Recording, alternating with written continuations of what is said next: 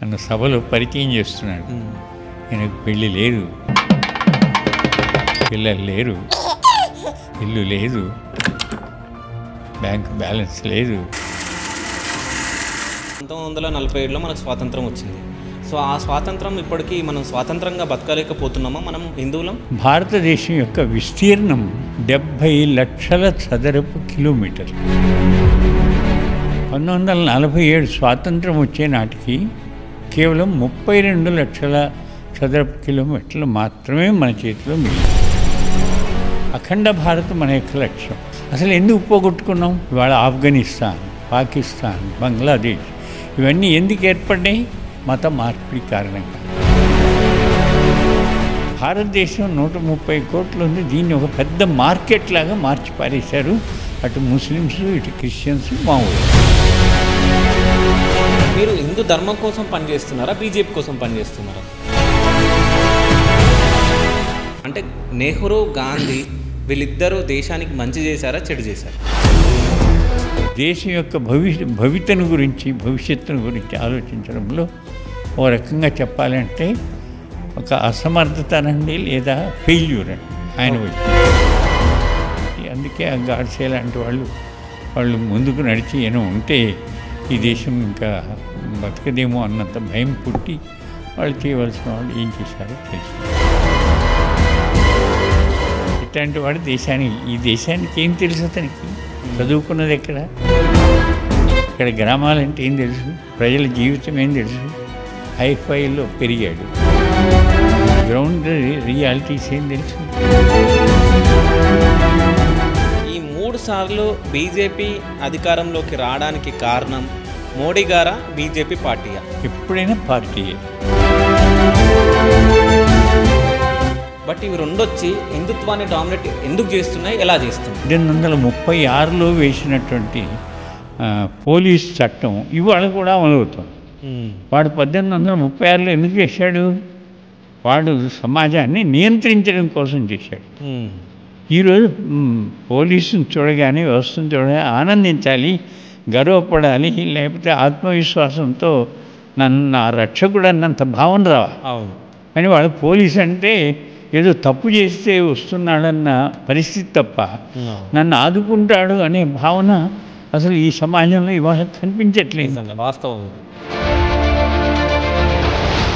ఓ student అడిగాడట, ఏమని, 25 ఏండ్లు Muslims ఏ దేశాన్ని అయినా పాలిస్తే అది ముస్లిం కంట్రీగా మార్చారు. 25 ఏండ్లు క్రైస్తవులు ఏ దేశాన్ని పాలిస్తే అది క్రైస్తవ దేశంగా మారింది. కానీ 800 ఏండ్లు మహమ్మదీయులు, 200 ఏండ్లు క్రైస్తవులు ఈ దేశాన్ని పాలించినప్పటికి కూడా నేడు ఇంకా 100 కోట్ల పైగా హిందువులు ఇక్కడ జీవించున్నారు. ఏమిటి దీని యొక్క రహస్యం ఏమిటి చెప్పాడు. రాహుల్ గారు ఇంకా చూపించే పని చేయరు. మీరు ఏం చెప్తే చేస్తారు. ఇంతవరకు మాకు ఈ జంగల్ తెలియదు, జనత కళ్ళు తెరిపించాయి. ఇంత లోతులకు వచ్చి మీరు పనిచేస్తున్నట్టు మాకు తెలియదు. మోడీ గారిని మీరు ఎన్నిసార్లు కలిసారు? అనేక సార్లు.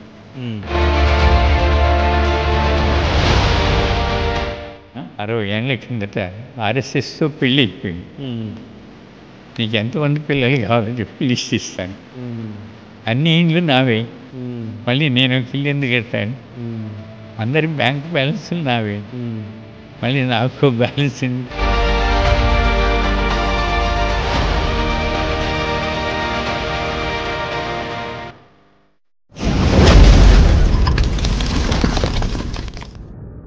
ఇంటర్వ్యూస్ కి మరియు వ్యాపార ప్రకటనల కొరకు సంప్రదించండి. Hi, welcome to Shiva studios. నేను మీ శివ చౌదరి. సో ఈరోజు మనతో పాటు స్పెషల్ గెస్ట్ ఉన్నారు. ఆ గెస్ట్ ఎవరో కాదు, విశ్వ హిందూ పరిషత్ రాఘవులు గారు. నమస్కారం సార్. నమస్తే. ఎలా ఉన్నారు సార్? ఓకేనా? గాయత్రి అమ్మవారి ఆశీర్వాదంతో ఆరోగ్యంగా ఉన్నాను. ఓకే. సో ఎంతవరకు వచ్చింది అంటే మీ హిందూ స్వాతంత్రం కోసం పోరాడుతున్నారు కదా, సో ఎంతవరకు వచ్చింది మీ ప్రయత్నం? అంటే హిందూ రాష్ట్ర నిర్మాణం అనేది రాష్ట్రీయ స్వయం సేవక సంఘ డాక్టర్ కేశవరావు బలిరామ్ హెడ్గేవార్ సంఘ స్థాపకులు కన్న కళ అది. అంటే ఇదేదో వారు చెప్పిందని కాదు, ఉన్నదాన్ని ఎలా నిర్మాణం చేయాలి, పునర్వైభవానికి తీసుకురావాలి, అది వారి యొక్క సంకల్పం. అందుకే అంటారు, హిమాలయ సమారభ్య యావదిందు సరోవరం తం దేవ నిర్మితం దేశం హిందుస్థానం ప్రత్యక్షతే. ఇది బృహస్పతి శాస్త్రంలో ఉన్నటువంటి ఒక శ్లోకం. ఓకే. కాబట్టి ఇది దేవభూమి, ఇది హిందూ రాష్ట్రం, ఇది కేవలం హిందూ దేశం మాత్రం, అంటే భూమి కాదు, ఇది ఒక సజీవమైనటువంటి స్థాయి కలిగినటువంటి భూమి ఇది. అందుకని ఇది మాతృభూమి అని కూడా పిలుస్తాం. మదర్ ల్యాండ్ అంటే ఫాదర్ ల్యాండ్ కాదు, మదర్ ల్యాండ్. అందుకని భారత మాతాకి జై అని కూడా పిలుస్తూ ఉంటాం. అందుకే దాన్ని కూడా చెప్తూ ఉంటారు, మన యొక్క తల్లి, మనం సంతానం, ఈ రకమైన భావన. అంటే ఆ భావనతో ఉన్న దేశం ఇది. దాన్ని మళ్ళీ ఆ స్థాయికి తీసుకొచ్చి ప్రపంచానికి మార్గదర్శనం చేయాలి. అందుకే స్వామి వివేకానంద అన్నారు, ప్రపంచాన్ని ఏదైనా బాగు చేయాలి అంటే ముందు భారతదేశాన్ని సరైన పద్ధతిలో ఉంచే ప్రయత్నం చేయాలి. భారతదేశం ప్రపంచానికి గుండెకాయ, ఇది వారు ఇచ్చినటువంటి సందేశం. కాబట్టి దీన్ని సరైన పూర్వ వైభవానికి దానికి తీసుకురావడం కోసమే రాష్ట్రీయ స్వయం సేవక సంఘ స్థాపన అయింది. ఓకే. అది పుట్టి ఇప్పుడు 100 సంవత్సరాలు అవుతుంది. ఆర్ఎస్ఎస్ పుట్టి 1925లో పుట్టింది. ఓకే. విజయదశమి నాడు. ఓకే. సో అది మొదలైనప్పటి నుంచి కూడా ఈ రోజుని సుమారుగా 50,000 శాఖలు అవి తయారయ్యాయి. దాంట్లో నుంచి అన్ని రంగాల్లో ప్రవేశించే కార్యకర్తలను నిర్మాణం చేసింది. అంటే దానికి దేశభక్తి, ఐకమత్యం, క్రమశిక్షణ, సౌశీల్యం, ఈ గుణాలతో ఉన్న సమాజం నిర్మాణం కావాలి. అది దాని యొక్క సంకల్పం. ఆ దాంట్లో కొంత అనుభవము, ప్రవీణ్యత సంపాదించిన వాళ్ళని వివిధ రంగాల్లోకి పంపింది. ఆ రకంగా రాజకీయ రంగంలో ఈరోజు బీజేపీ, ధార్మిక రంగంలో విశ్వ హిందూ పరిషత్, విద్యార్థి రంగంలో అఖిల భారతీయ విద్యార్థి పరిషత్, విద్యారంగంలో విద్యాభారతి, వనవాసుల్లో వనవాసీ కళ్యాణ్, ఓకే, భారతీయ మజ్దూర్ సంఘ్, భారతీయ కిసాన్ సంఘ్, ఈ రకంగా మొత్తం 40 సంస్థలు ఈ రోజున దాంట్లో నుంచి జన్మించాయి. ఓకే. అంటే కార్యకర్తలు అలా విస్తృతంగా వెళ్ళిపోయారు. సుమారుగా చెప్పాలి అన్నట్టయితే అన్ని సంస్థల్లో ఉన్నటువంటి మెంబర్షిప్ ఇది కూడినట్టయితే సుమారుగా 12 కోట్ల సంఖ్య వరకు ఉండే అవకాశం ఉంది. అంతవరకు విస్తరించింది. అందుకనే మన వాళ్ళు రామజన్మభూమి కోసం ఒక 40 రోజుల్లో ధన సేకరణ చేయండి అని అంటే అది 10 రూపాయల నుంచి ఎంతైనా ఇవ్వని, ప్రభుత్వం నుంచి ₹1 తీసుకోరాదు అని చెబితే 4,000 కోట్లు కలెక్ట్ అయ్యి, అవును. ఆ తర్వాత రామజన్మభూమికి సంబంధించిన మంత్రాక్షతలు, అక్షింతలు పంచండి అని చెబితే 65 కోట్ల మందికి అక్షింతలు ఇవ్వగలిగారు కేవలం 15 రోజుల్లో. సో ఇవాళ లక్షలాది కార్యకర్తలు ఆ రకంగా తయారయ్యారు. అన్ని రంగాల్లో విస్తృతంగా, విశాలంగా మరి ప్రయాణం చేసేటువంటి శక్తి సామర్థ్యాలు దానికి తయారయ్యాయి. ఓకే. అంటే హిందూ స్వాతంత్రం తీసుకురావాలని చెప్పేసి మీరు పోరాడుతున్నారు. సో మనకు స్వాతంత్రం వచ్చి 1947లో మనకు స్వాతంత్రం వచ్చింది. సో ఆ స్వాతంత్రం ఇప్పటికీ మనం స్వాతంత్రంగా బతకలేకపోతున్నామా మనం హిందువులం? వాస్తవంగా 47లో స్వాతంత్రం వచ్చింది. అంటే ఏమిటి? ఇప్పుడే మీతో అన్నానే, ఆ శ్లోకంలో చెప్పిన ప్రకారం భారతదేశం యొక్క విస్తీర్ణం 70 లక్షల చదరపు కిలోమీటర్లు. ఓకే. 1947 స్వాతంత్రం వచ్చే నాటికి కేవలం 32 లక్షల చదరపు కిలోమీటర్లు మాత్రమే మన చేతిలో మిగిలింది. ఓకే. ఇది పూర్ణ స్వాతంత్రం ఎట్లవుతుంది? అఖండ భారతం మన యొక్క లక్ష్యం. కాబట్టి అది కావాలి అంటే అసలు ఎందుకు పోగొట్టుకున్నాం? అక్కడి నుంచి మన వాళ్ళు చర్చ మొదలుపెట్టారు. ఓకే. ఇవాళ ఆఫ్ఘనిస్తాన్, పాకిస్తాన్, బంగ్లాదేశ్ ఇవన్నీ ఎందుకు ఏర్పడ్డాయి? మత మార్పిడి కారణంగా.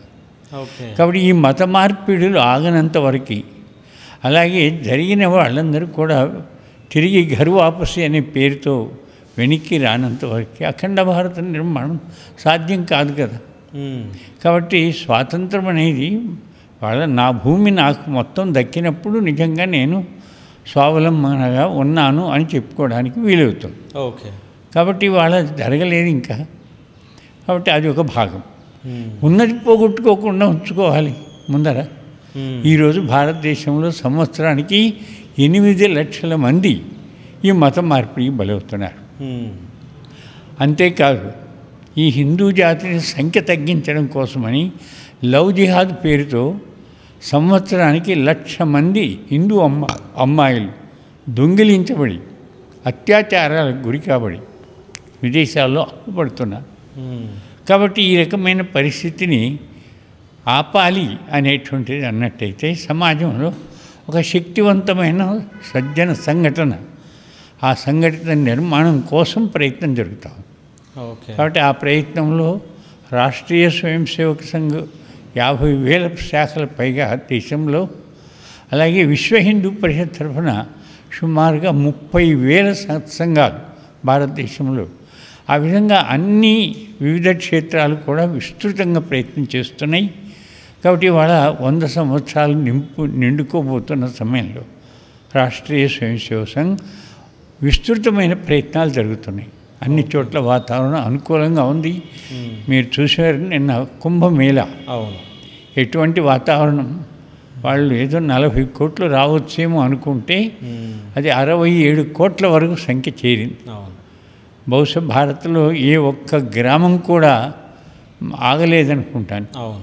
అంతేకాదు ప్రపంచంలో కూడా ఇవాళ విశ్వ హిందూ పరిషత్ తరఫున 100 దేశాల్లో సంపర్కం నిర్మాణమే. అంటే అక్కడ ఉన్న హిందూ సోదరులు, అంతేకాదు హిందుత్వాన్ని ప్రేమించే వాళ్ళు కూడా వాళ్ళ దగ్గరికి వస్తున్నారు. కాబట్టి ఆ రకంగా మొన్న చూస్తే 80 దేశాల అంబాసిడర్స్ కూడా ఈ కార్యక్రమంలో పాల్గొన్నారని మనం వింటున్నాం. కాబట్టి ఇంత పెద్ద వ్యవస్థ అది సమకూరుతుంది. అదంటే హిందూ స్వాతంత్రం అనేది కాదు, హిందూ రాష్ట్ర నిర్మాణం. దానికోసం మన యొక్క ప్రయత్నం, ఆ ప్రయత్నంలో ముందడుగు వేస్తున్నాం. అనేక రెట్లు పెరిగాం, కానీ ఇంకా పెరగవలసి ఉంది. ఓకే. అంటే అది సాధ్యం అంటారా మీరు అనుకుంటున్న? తప్పనిసరిగా సాధ్యం. ఎందుకంటే ఈ భూమి యొక్క శక్తి అలాంటిది. ఒకతను సుబ్రహ్మణ్య స్వామితో హార్వర్డ్ యూనివర్సిటీకి ఆయన విజిటింగ్ ప్రొఫెసర్. ఓకే. ఒక స్టూడెంట్ అడిగాడట, ఏమండి 25 ఏండ్లు ముస్లిమ్స్ ఏ దేశాన్ని అయినా పాలిస్తే అది ముస్లిం కంట్రీగా మార్చారు. 25 ఏండ్లు క్రైస్తవులు ఏ దేశాన్ని పాలిస్తే అది క్రైస్తవ దేశంగా మారింది. కానీ 800 ఏండ్లు మహమ్మదీయులు, 200 ఏండ్లు క్రైస్తవులు ఈ దేశాన్ని పాలించినప్పటికి కూడా నేడు ఇంకా 100 కోట్ల పైగా హిందువులు ఇక్కడ జీవించున్నారు. ఏమిటి దీని యొక్క రహస్యం ఏమిటి అని అడిగాడు ఒకడు. దానికి ఆయన చెప్పిన జవాబు ఏంటంటే, that is the power of the land. ఈ భూమి యొక్క శక్తి అలాంటిది. ఈ భూమి దేవ నిర్మిత భూమి ఇది.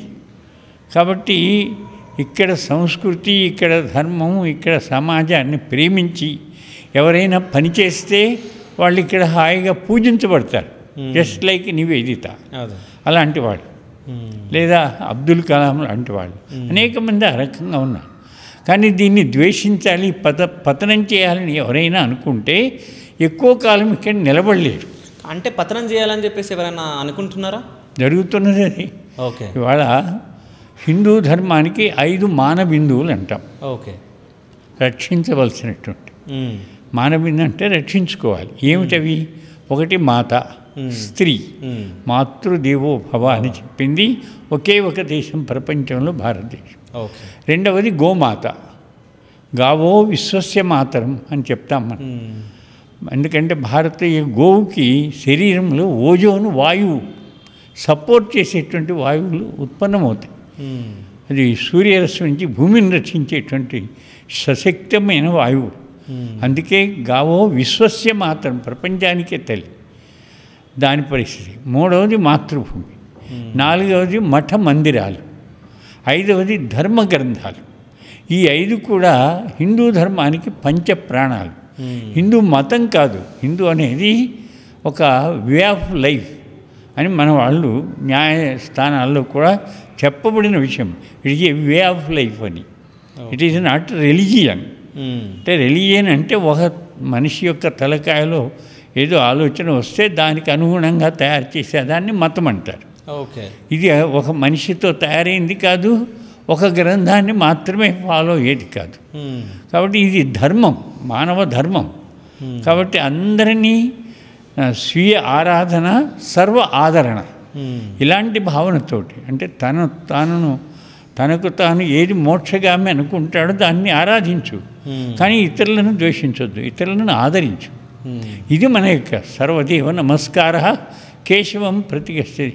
నువ్వు ఏ దేవుణ్ణి కొలిసినా ఒకే కేశవునికి చేరిపోతుంది. అంటే ఎట్లయితే నదీనాం సాగరోగతి అన్నట్టుగా నదులన్నీ సముద్రానికి చేరినట్లే అట్లాంటిది ఈ ధర్మం. కాబట్టి ఇటువంటి ధర్మానికి 5 మానబిందువులు. మరి వాళ్ళ ఏం జరుగుతోంది? సంవత్సరానికి 1,00,000 మంది అమ్మాయిలు ఈ రకంగా అవమానం పాలవుతున్నారు. ఒక్క తల్లికి అవమానం జరిగితే రామాయణ యుద్ధం, మహాభారత యుద్ధం జరిగిన భూమి. అటువంటి పవిత్ర భూమిలో ఇవాళ జరుగుతున్నది ఏమిటి? కాబట్టి ఇది ఒక రకమైన అవమానకరమైన పరిస్థితి. రెండవది, ఒక్క రోజుకి 1,00,000 పైగా గోవులు చంపబడి మాంసం విదేశాలకు వెళ్ళిపోతుంది. ఏ భూమిలో మరి మనం ఒక్క గోవును రక్షించడం కోసం దిలీప చక్రవర్తి నుంచి ఛత్రపతి శివాజీ వరకు వాళ్ళ జీవితాలు ఇచ్చిన భూమి. అటువంటి పవిత్ర భూమిలో రోజుకు 1,00,000 పైగా గోవులు చంపబడుతున్నాయి. ఇది రెండవ విషయం. మూడవది మాతృభూమి, ఇప్పుడే అనుకున్నాం. కాబట్టి భూమిని ఏ రకంగా ముక్కలు చేశారు. మత మార్పిడి ఏ ప్రమాణంలో జరుగుతుందో దాని కారణంగా భూమి ముక్కలైపోతాం. ఇవాళ ఇంకా భారతదేశంలో 800 జిల్లాలు ఉన్నాయి. అందులో సుమారుగా 60 జిల్లాల్లో 60% పైగా ఇలా దేశాన్ని ముక్కలు చేయాలనేటువంటి మరి చెప్తున్నారు కదా, తోడు అంటే సమాజాన్ని తుక్కడా కరింగా అనేటువంటి శక్తులు తయారైపోతాయి. మఠ మందిరాల్లో అదే పరిస్థితి జరుగుతుంది. జయేంద్ర సరస్వతి లాంటి మహాపురుషుని 6 నెలలు జైల్లో పెట్టారు, 200 రకాలైన కేసులు పెట్టి. 6 ఏళ్ల తర్వాత ఏ లోపం లేదని ఆయన్ని వదిలిపెట్టారు. అంటే అవమానం. శాంతికాళి మహారాజని త్రిపురలో 14 ఆశ్రమాలకు అధిపతి, ఆయన చంపేశారు. అలాగే స్వామి లక్ష్మణానంద ఒరిస్సాలో 40 ఏండ్ల నుంచి అడవిలో ఉండి స్త్రీలు దొంగిలించబడకుండా, గోవులు హత్య కాపాడకుండా, మత మార్పిడి జరగకుండా కాపాడుతూ ఉంటే 10 ఏండ్ల కిందట ఆయన ఆశ్రమంలో మరి కృష్ణాష్టమి జరుపుకొని భోజనం చేస్తుంటే చంపేశారు. కాబట్టి ఈ రకంగా స్వామీజీల మీద జరుగుతున్న అత్యాచారాలు, అలాగే వాళ్ళ మరి భూమి కబ్జాలు ఇవన్నీ చూస్తున్నాం. మందిరాల విషయంలో మనందరికీ తెలుసు, హిందూ సమాజానికి కేంద్రం ఏది అంటే దేవాలయం.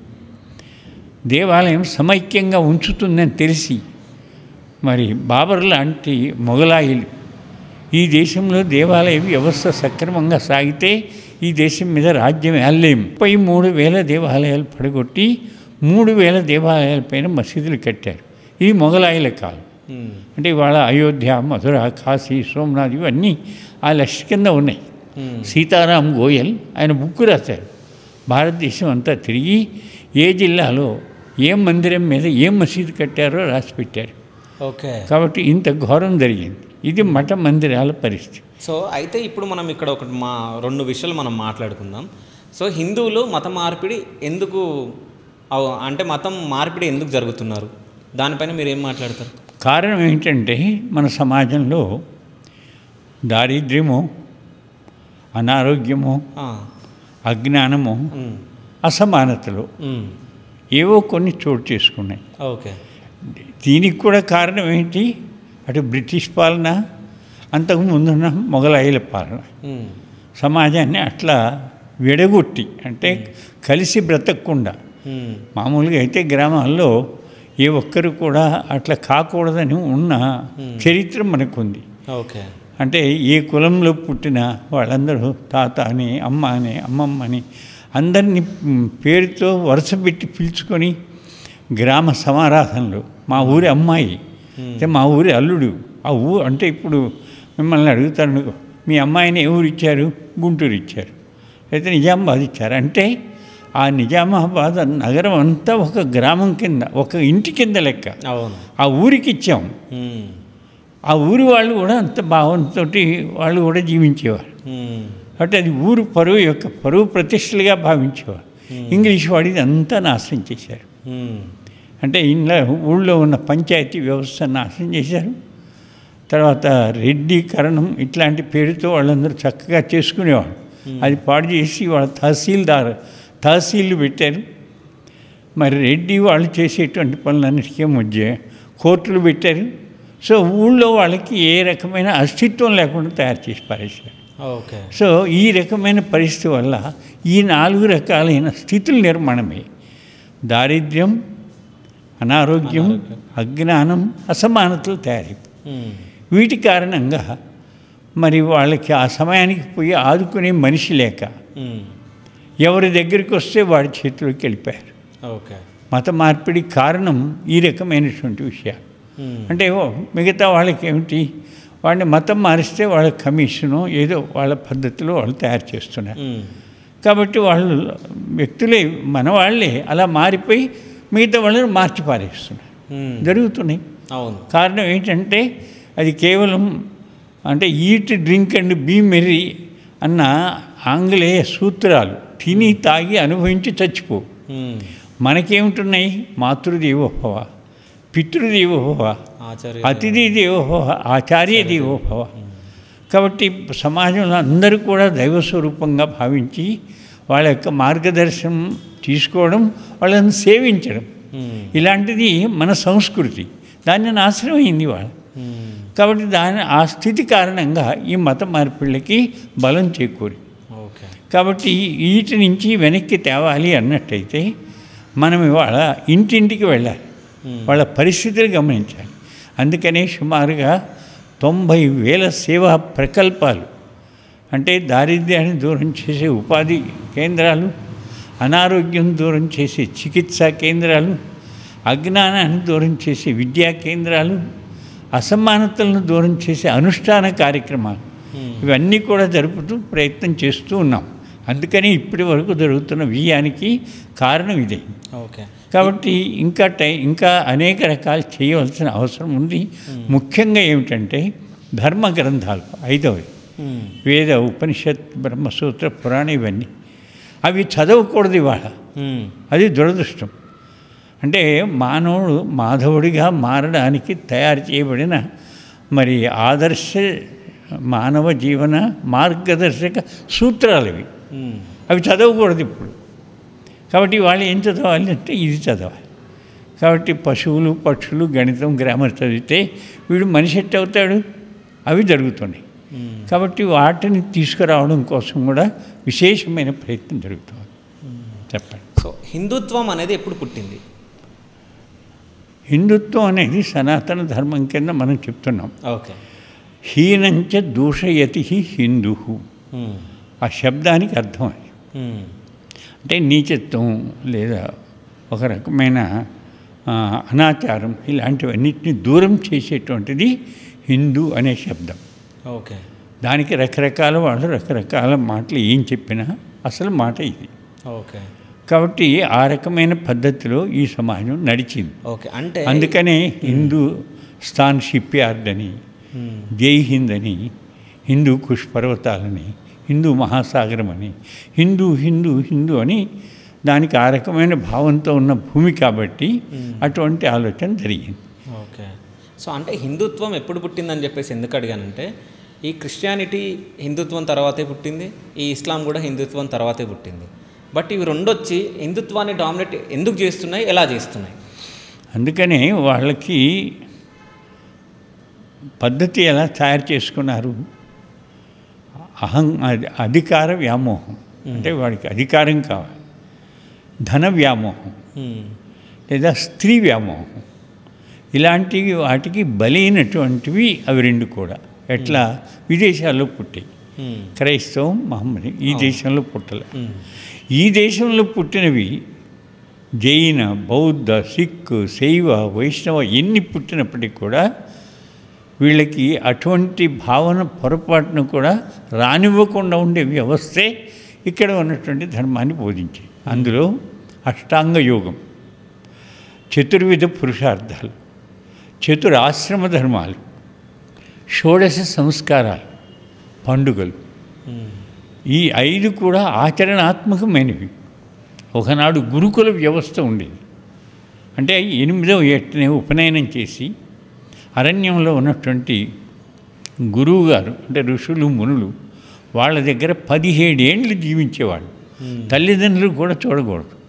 బ్రహ్మజ్ఞానాన్ని పొంది ఆ తర్వాత గృహస్థ వ్యవస్థకి అతను రావించబడేవాడు, గృహస్థ జీవితానికి. కాబట్టి అక్కడ నేర్చుకున్న ఈ నియమాలన్నీ కూడా పాటించేటువంటి పద్ధతి అది మన యొక్క సమాజ జీవనం. దాన్ని మనం హిందుత్వం అంటే హీనత్వం అనేటువంటిది మనిషిలో ప్రవేశించకుండా. హీనత్వం అంటే ఏమిటి? కామ, క్రోధ, లోభ, మోహ, మద, మాత్సర్యం. వీటికి దూరంగా జీవించేటువంటి వాడిని హిందూ, ఆదర్శ హిందువుగా భావిస్తాం. అటువంటి వాళ్ళని తయారు చేసింది ఈ భూమి. అందుకనే ఇక్కడ రామరాజ్యం వెళ్ళింది ఒకనాడు. 14,000 సంవత్సరాలు దండించేవాళ్ళు లేడు, దండింపబడేవాళ్ళు లేడు. కారణం ఇదిగో ఈ నియమావళి అంతా కూడా పాటించబడింది. ఇవాళ దురదృష్టవశాత్తు అవి చదవకూడదు, అవి వినకూడదు. కనీసం మా కాలంలో కూడా దాశరథి శతకం అని, సుమతి శతకం అని, వేమన శతకం అని, భాస్కర శతకం అని ఇలాంటివి ఉండేవి. ఇప్పుడు అసలు అవి చదవడానికే వీల్లేదు, అవి ఉండవు పాఠ్యక్రమంలో. అట్లా తయారు చేశారు. కాబట్టి ఇవాళ మనం ఆశిస్తున్నాం ఒక మంచి ప్రభుత్వం ధార్మికమైనటువంటి భావంతో ఉంది. తప్పనిసరిగా ఇవన్నీ కూడా రివైజ్ అవుతాయని, ఒక మంచి రోజు వస్తుందని ఎదురు చూస్తాం. ఓకే, అంటే ప్రభుత్వం అని మాట్లాడారు కాబట్టి ఒక క్వశ్చన్ అడుగుతున్నా. సో అంటే ఇంతకుముందుకున్న కొన్ని గవర్నమెంట్స్ మత చట్టాలు తేవడం జరిగింది. మత చట్టాలు సో ఆ మత చట్టాల తేవడం ద్వారా ఎవరికి లబ్ధి జరిగింది? వారు చేసేది కేవలం ఓటు, నోటు, సీటు. ఇది వాళ్ళ యొక్క భాష. ఓకే, ఈ దేశము, ధర్మము, సంస్కృతి అసలు వీటికి ఆధారం లేనటువంటి జీవితాన్ని నడిపింది. దీనికి కారణం ఇంగ్లీష్ వాడు ప్రతిపాదించిన వ్యవస్థ, దాన్ని అనుసరించేటువంటి ఇవాళ చట్టాలు. అంటే 1836లో వేసినటువంటి పోలీస్ చట్టం ఇవాళ కూడా అమలవుతుంది. వాడు 1836లో ఎందుకు చేశాడు? వాడు సమాజాన్ని నియంత్రించడం కోసం చేశాడు. ఈరోజు పోలీసుని చూడగానే, వ్యవస్థను చూడగానే ఆనందించాలి, గర్వపడాలి, లేకపోతే ఆత్మవిశ్వాసంతో నా రక్షకుడు అన్నంత భావన రావాలి. అవును అని వాళ్ళు పోలీసు అంటే ఏదో తప్పు చేస్తే వస్తున్నాడన్న పరిస్థితి తప్ప నన్ను ఆదుకుంటాడు అనే భావన అసలు ఈ సమాజంలో ఇవాళ కనిపించట్లేదు. వాస్తవం ఇది. కారణం ఏంటంటే ఇది, అంటే ఆ చట్టాల యొక్క స్వభావం అట్లా తయారు చేసి పెట్టారు. అనేక చట్టాలు ఇట్లాంటివి. అందుకని ఈ మధ్య ఏవి తొలగించాలో ఆ ప్రయత్నం కూడా జరుగుతూ ఉంది. కాబట్టి ఇవన్నీ కూడా సమాజాన్ని నిర్వీర్యం చేయడానికి తయారైన వ్యవస్థ. అది జరుగుతూ వచ్చింది 75 ఏళ్ళ కాంగ్రెస్ ప్రభుత్వం. పర్టికులర్గా కాంగ్రెస్ ప్రభుత్వం వచ్చినప్పటి నుంచి ఎన్ని ఈ హిందూ ధర్మానికి వ్యతిరేకంగా ఉండాలో అన్ని చట్టాలు చేసింది. మీకు వరుసగా కావాలంటే 1951వ సంవత్సరం నుంచి వరుసగా ఎన్ని చట్టాలు మీరు తర్వాత వాటన్నిటిని కూడా తీసుకోవచ్చు. దానివల్ల హిందూ ధర్మం ప్రచారం జరగకూడదు, హిందూ పేరుతో బుక్కులు ఉండకూడదు, హిందూ అనే అతని యొక్క స్కూల్ పాఠ్యక్రమాల్లో జరపకూడదు.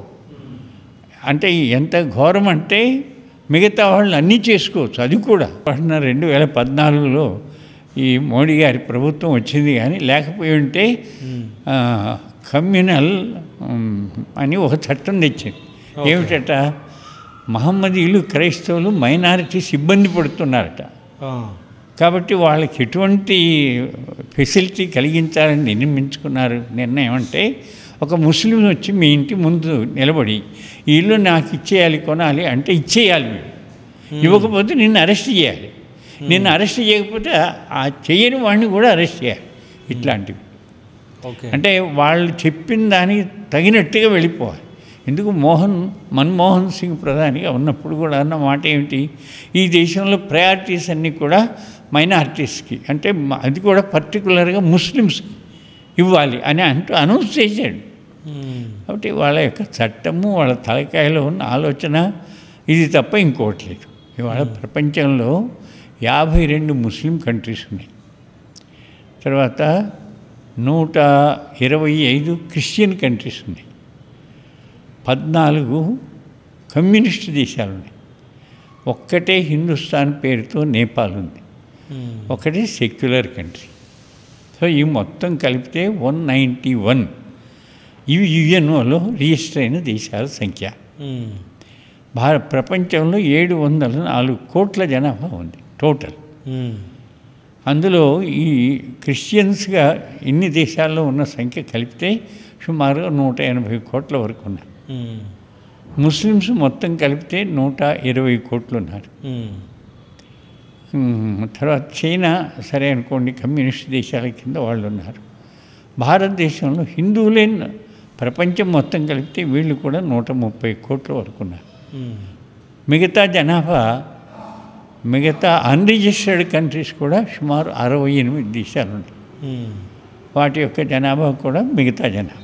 ఇది ప్రపంచం మొత్తం గ్లోబ్ అంది ల్యాండ్, భూమి మీద ఉన్నటువంటి స్థితి. కాబట్టి ఇక్కడ ఏం చేశారు, ఇది భారతదేశం 130 కోట్లు ఉంది, దీన్ని ఒక పెద్ద మార్కెట్ లాగా మార్చి పారేశారు. అటు ముస్లిమ్స్, ఇటు క్రిస్టియన్స్, మావోయిస్టు. ఇన్నేళ్లలో జరిగింది అది. అంటే భారతదేశం యొక్క అస్తిత్వాన్ని దరిదాపు పాడు చేసి ఒక మార్కెట్, అంటే ఒక బిజినెస్ సెంటర్ ఇట్లా తయారై. కాబట్టి వీళ్ళకి దేశభక్తి అనే పదమే శూన్యం చేయడానికి వాళ్ళ ప్రయత్నం జరిగింది. ఆ ప్రయత్నంలో ఈ 75 ఏళ్ళు సఫలమయ్యారు.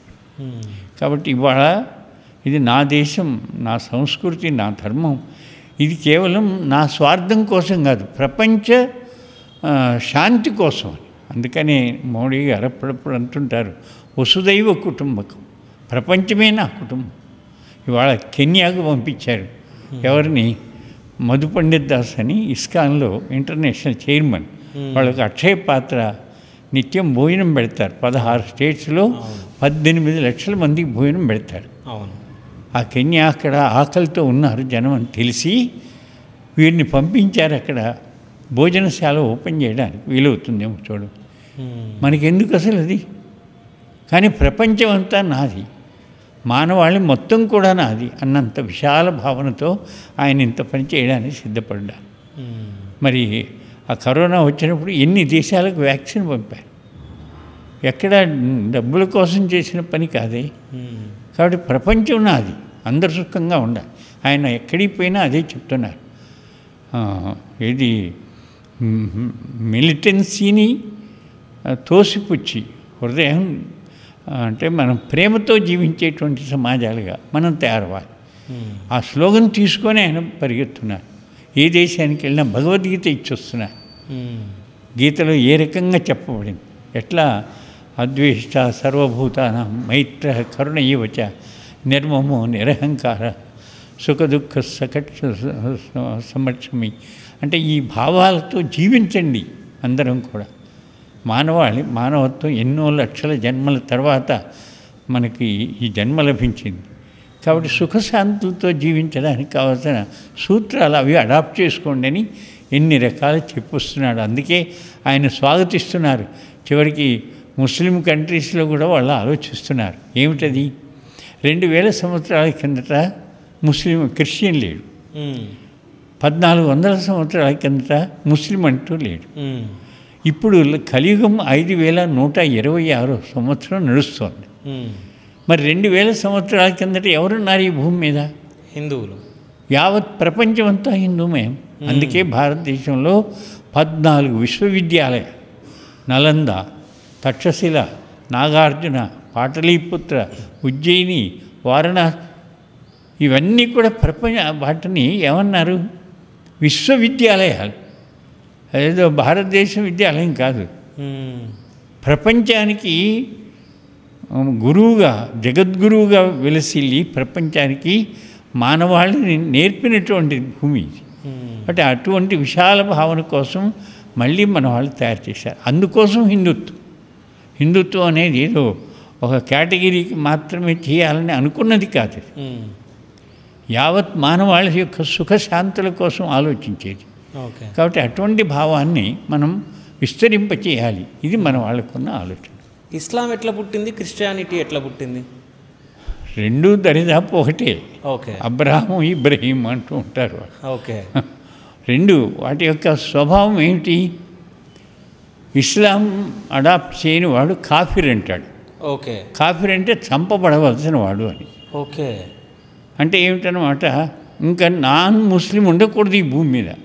ఇది ఎక్కడ? మతం అంటే సమతని మమతను నాటవలసినటువంటి వ్యవస్థ, అది మతం. కానీ ఇది ఎక్కడ? నన్ను ఫాలో కాకపోతే నువ్వు బతకడానికి వీలు లేదంటే ఇది మతమా? అదేవిధంగా క్రిస్టియానిటీ, క్రిస్టియన్గా మారకపోయినట్టయితే వాడు సైతాన్, వాడు కూడా అంతే చంపబడాల్సిన వాడు. పోర్చుగీస్ వాళ్ళు, మీరు ఇప్పుడు గోవా పెడితే అక్కడ మరణ స్తూపం అనేది ఇప్పటికీ పోయి చూడొచ్చు. ఎవడైతే క్రిస్టియన్గా మారడో వాడిని కాళ్ళు పట్టుకొని తలేసి ఆ స్తంభానికి కొట్టి పారేస్తాడు. కొన్ని వేల మందిని చంపేశారు, జీనోసైడ్. కాబట్టి అసలు ఈ ఘోరం ఏమిటని, చంపడం ఏమిటి మనిషిని? పశువులు పక్షులు వాటి ఆహారం కోసం చంపుతాయంటే అది వేరే విషయం. నువ్వు మానవుడివి కదా, నీలో మానవత్వం కదా నిర్మాణం అయ్యి ప్రపంచానికి చూపించాల్సింది మానవత్వం. కాబట్టి అటువంటి దాన్ని అడాప్ట్ చేయవలసింది పోయి రాక్షసత్వం. నా మాట వినకపోతే నువ్వు ఉండకూడదంటే నువ్వు కన్విన్స్ చెయ్యి. నీ మాటని అంత గొప్పదైతే నువ్వు ఎదుటి వాడి హృదయంలో దూరి వాడిని కన్విన్స్ చెయ్యి, అది నీకు గొప్పదనం. అది చంపే పద్ధతి ఏమిటి? కాబట్టి ఇది ఘోరం. వాళ్ళ కాశ్మీర్ వ్యాలీ 4.5 లక్షల మందిని ఎంత ఘోరంగా హింసించారో తెలుసు కదా. 1990 జనవరి 19వ తేదీ అర్ధరాత్రి. ఎటువంటి సంఘటన? మీరందరూ కూడా ముస్లిమ్స్గా మారండి లేకపోతే పారిపోండి అని స్లోగన్ ఇచ్చి ఆ అర్ధరాత్రి పూట కొన్ని వేల సంఖ్యలో హిందువుల ఇళ్లలో దూరి భర్తలు అయితే భార్యలను బట్టలు విడిపించి అత్యాచారాలు చేసి కాలిన ఎర్రటి ఇనుప కడ్డీలతో స్త్రీల తొడలపైన పాకిస్తాన్ జిందాబాద్ అని రాసి కుమిలిపోతున్న తల్లుల్ని నగ్నంగా వీధుల్లోకి నెట్టిబెట్టి పంపారు. 4.5 లక్షల మంది. గత 30 ఏళ్ళుగా ఢిల్లీ, పంజాబ్, రాజస్థాన్ పురవీధుల్లో మరి దాన్ని ఏమంటాం, అంటే ప్రభుత్వం యొక్క ఆవాస స్థలాల్లో అనాథలై బతుకుతున్నారు. ఇప్పుడు వాళ్ళని మళ్ళీ జాగ్రత్తగా తీసుకురావడానికి ప్రయత్నం చేస్తున్నారు. ఇవి మానవత అవుతుందా? ఇది ఒక మతమా? అదే పద్ధతిలో బోడో ల్యాండ్ అదే ఆక్రమించడానికి ఎంత ప్రయత్నం చేశారు? సుమారు అక్కడ కూడా 40-45 వేల మంది అర్ధరాత్రి పూట అదే పద్ధతిలో. అసలు వాళ్ళని చూస్తే ఎందుకు భయం?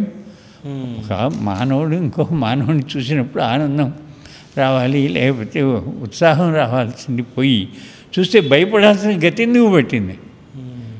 దేవాలయాలు పడగొడతాము, గోవులను చంపేస్తాము, అమ్మాయిల్ని. అసలు ఈ స్వభావం ఏంటని? కాబట్టి పరిస్థితి ఆ రకంగా తయారైందంటే నువ్వు అడిగావే ముస్లిం క్రిస్టియన్ ఎందుకు ఇట్లా తయారంటే వ్యామోహం, అంటే అధికార వ్యామోహం, నా మాట వినాలి. ధన వ్యామోహం, నా చేతిలోనే ఉండాలి. స్త్రీ వ్యామోహం, స్త్రీలందరూ నా వశం కావు. ఈ దురదృష్టకరమైనటువంటి ఆలోచనకు బలైనారు. కాబట్టి అది సహజం. అది ఎందుకంటే కామక్రోధ లోభం మోహం మదమాత్రయాలు పుట్టుకతో ఉంటాయి. వాటిని దూరం చేసుకొని అధిగమించగలిగిన శక్తి మానవుడికి వస్తే అది మానవత. లేకపోతే పశువే, రాక్షసులే. వాళ్ళ హిరణ్యకశిపుడు, రావణాసురుడు వీళ్ళందరినీ ఎందుకు అట్లా ఆలోచించామంటే వీటికి బలయ్యారు వాళ్ళు. కాబట్టి ఇవాళ ఆ స్థితి నడుస్తుంది. అందుకోసం జాగ్రత్త పడాలి. అయితే దాని గురించి ద్వేషించడం కాదు, మనం మనలో ఉన్న సకారాత్మకమైన ఆలోచనలు ప్రపంచంలో నింపి ఆ రకమైన భావాల నుంచి వాళ్ళు బయటపడి సమాజాన్ని ప్రేమించు, సేవించు, love all and serve all అనేటువంటి ఒక సిద్ధాంతాన్ని అది మనం తీసుకోవాలి అనేది మన యొక్క ఉద్దేశం. ఓకే. ఇటీవల మీరు విజయవాడలో నిర్వహించిన హైందవ శంకరామం అది సక్సెస్ అయిందా?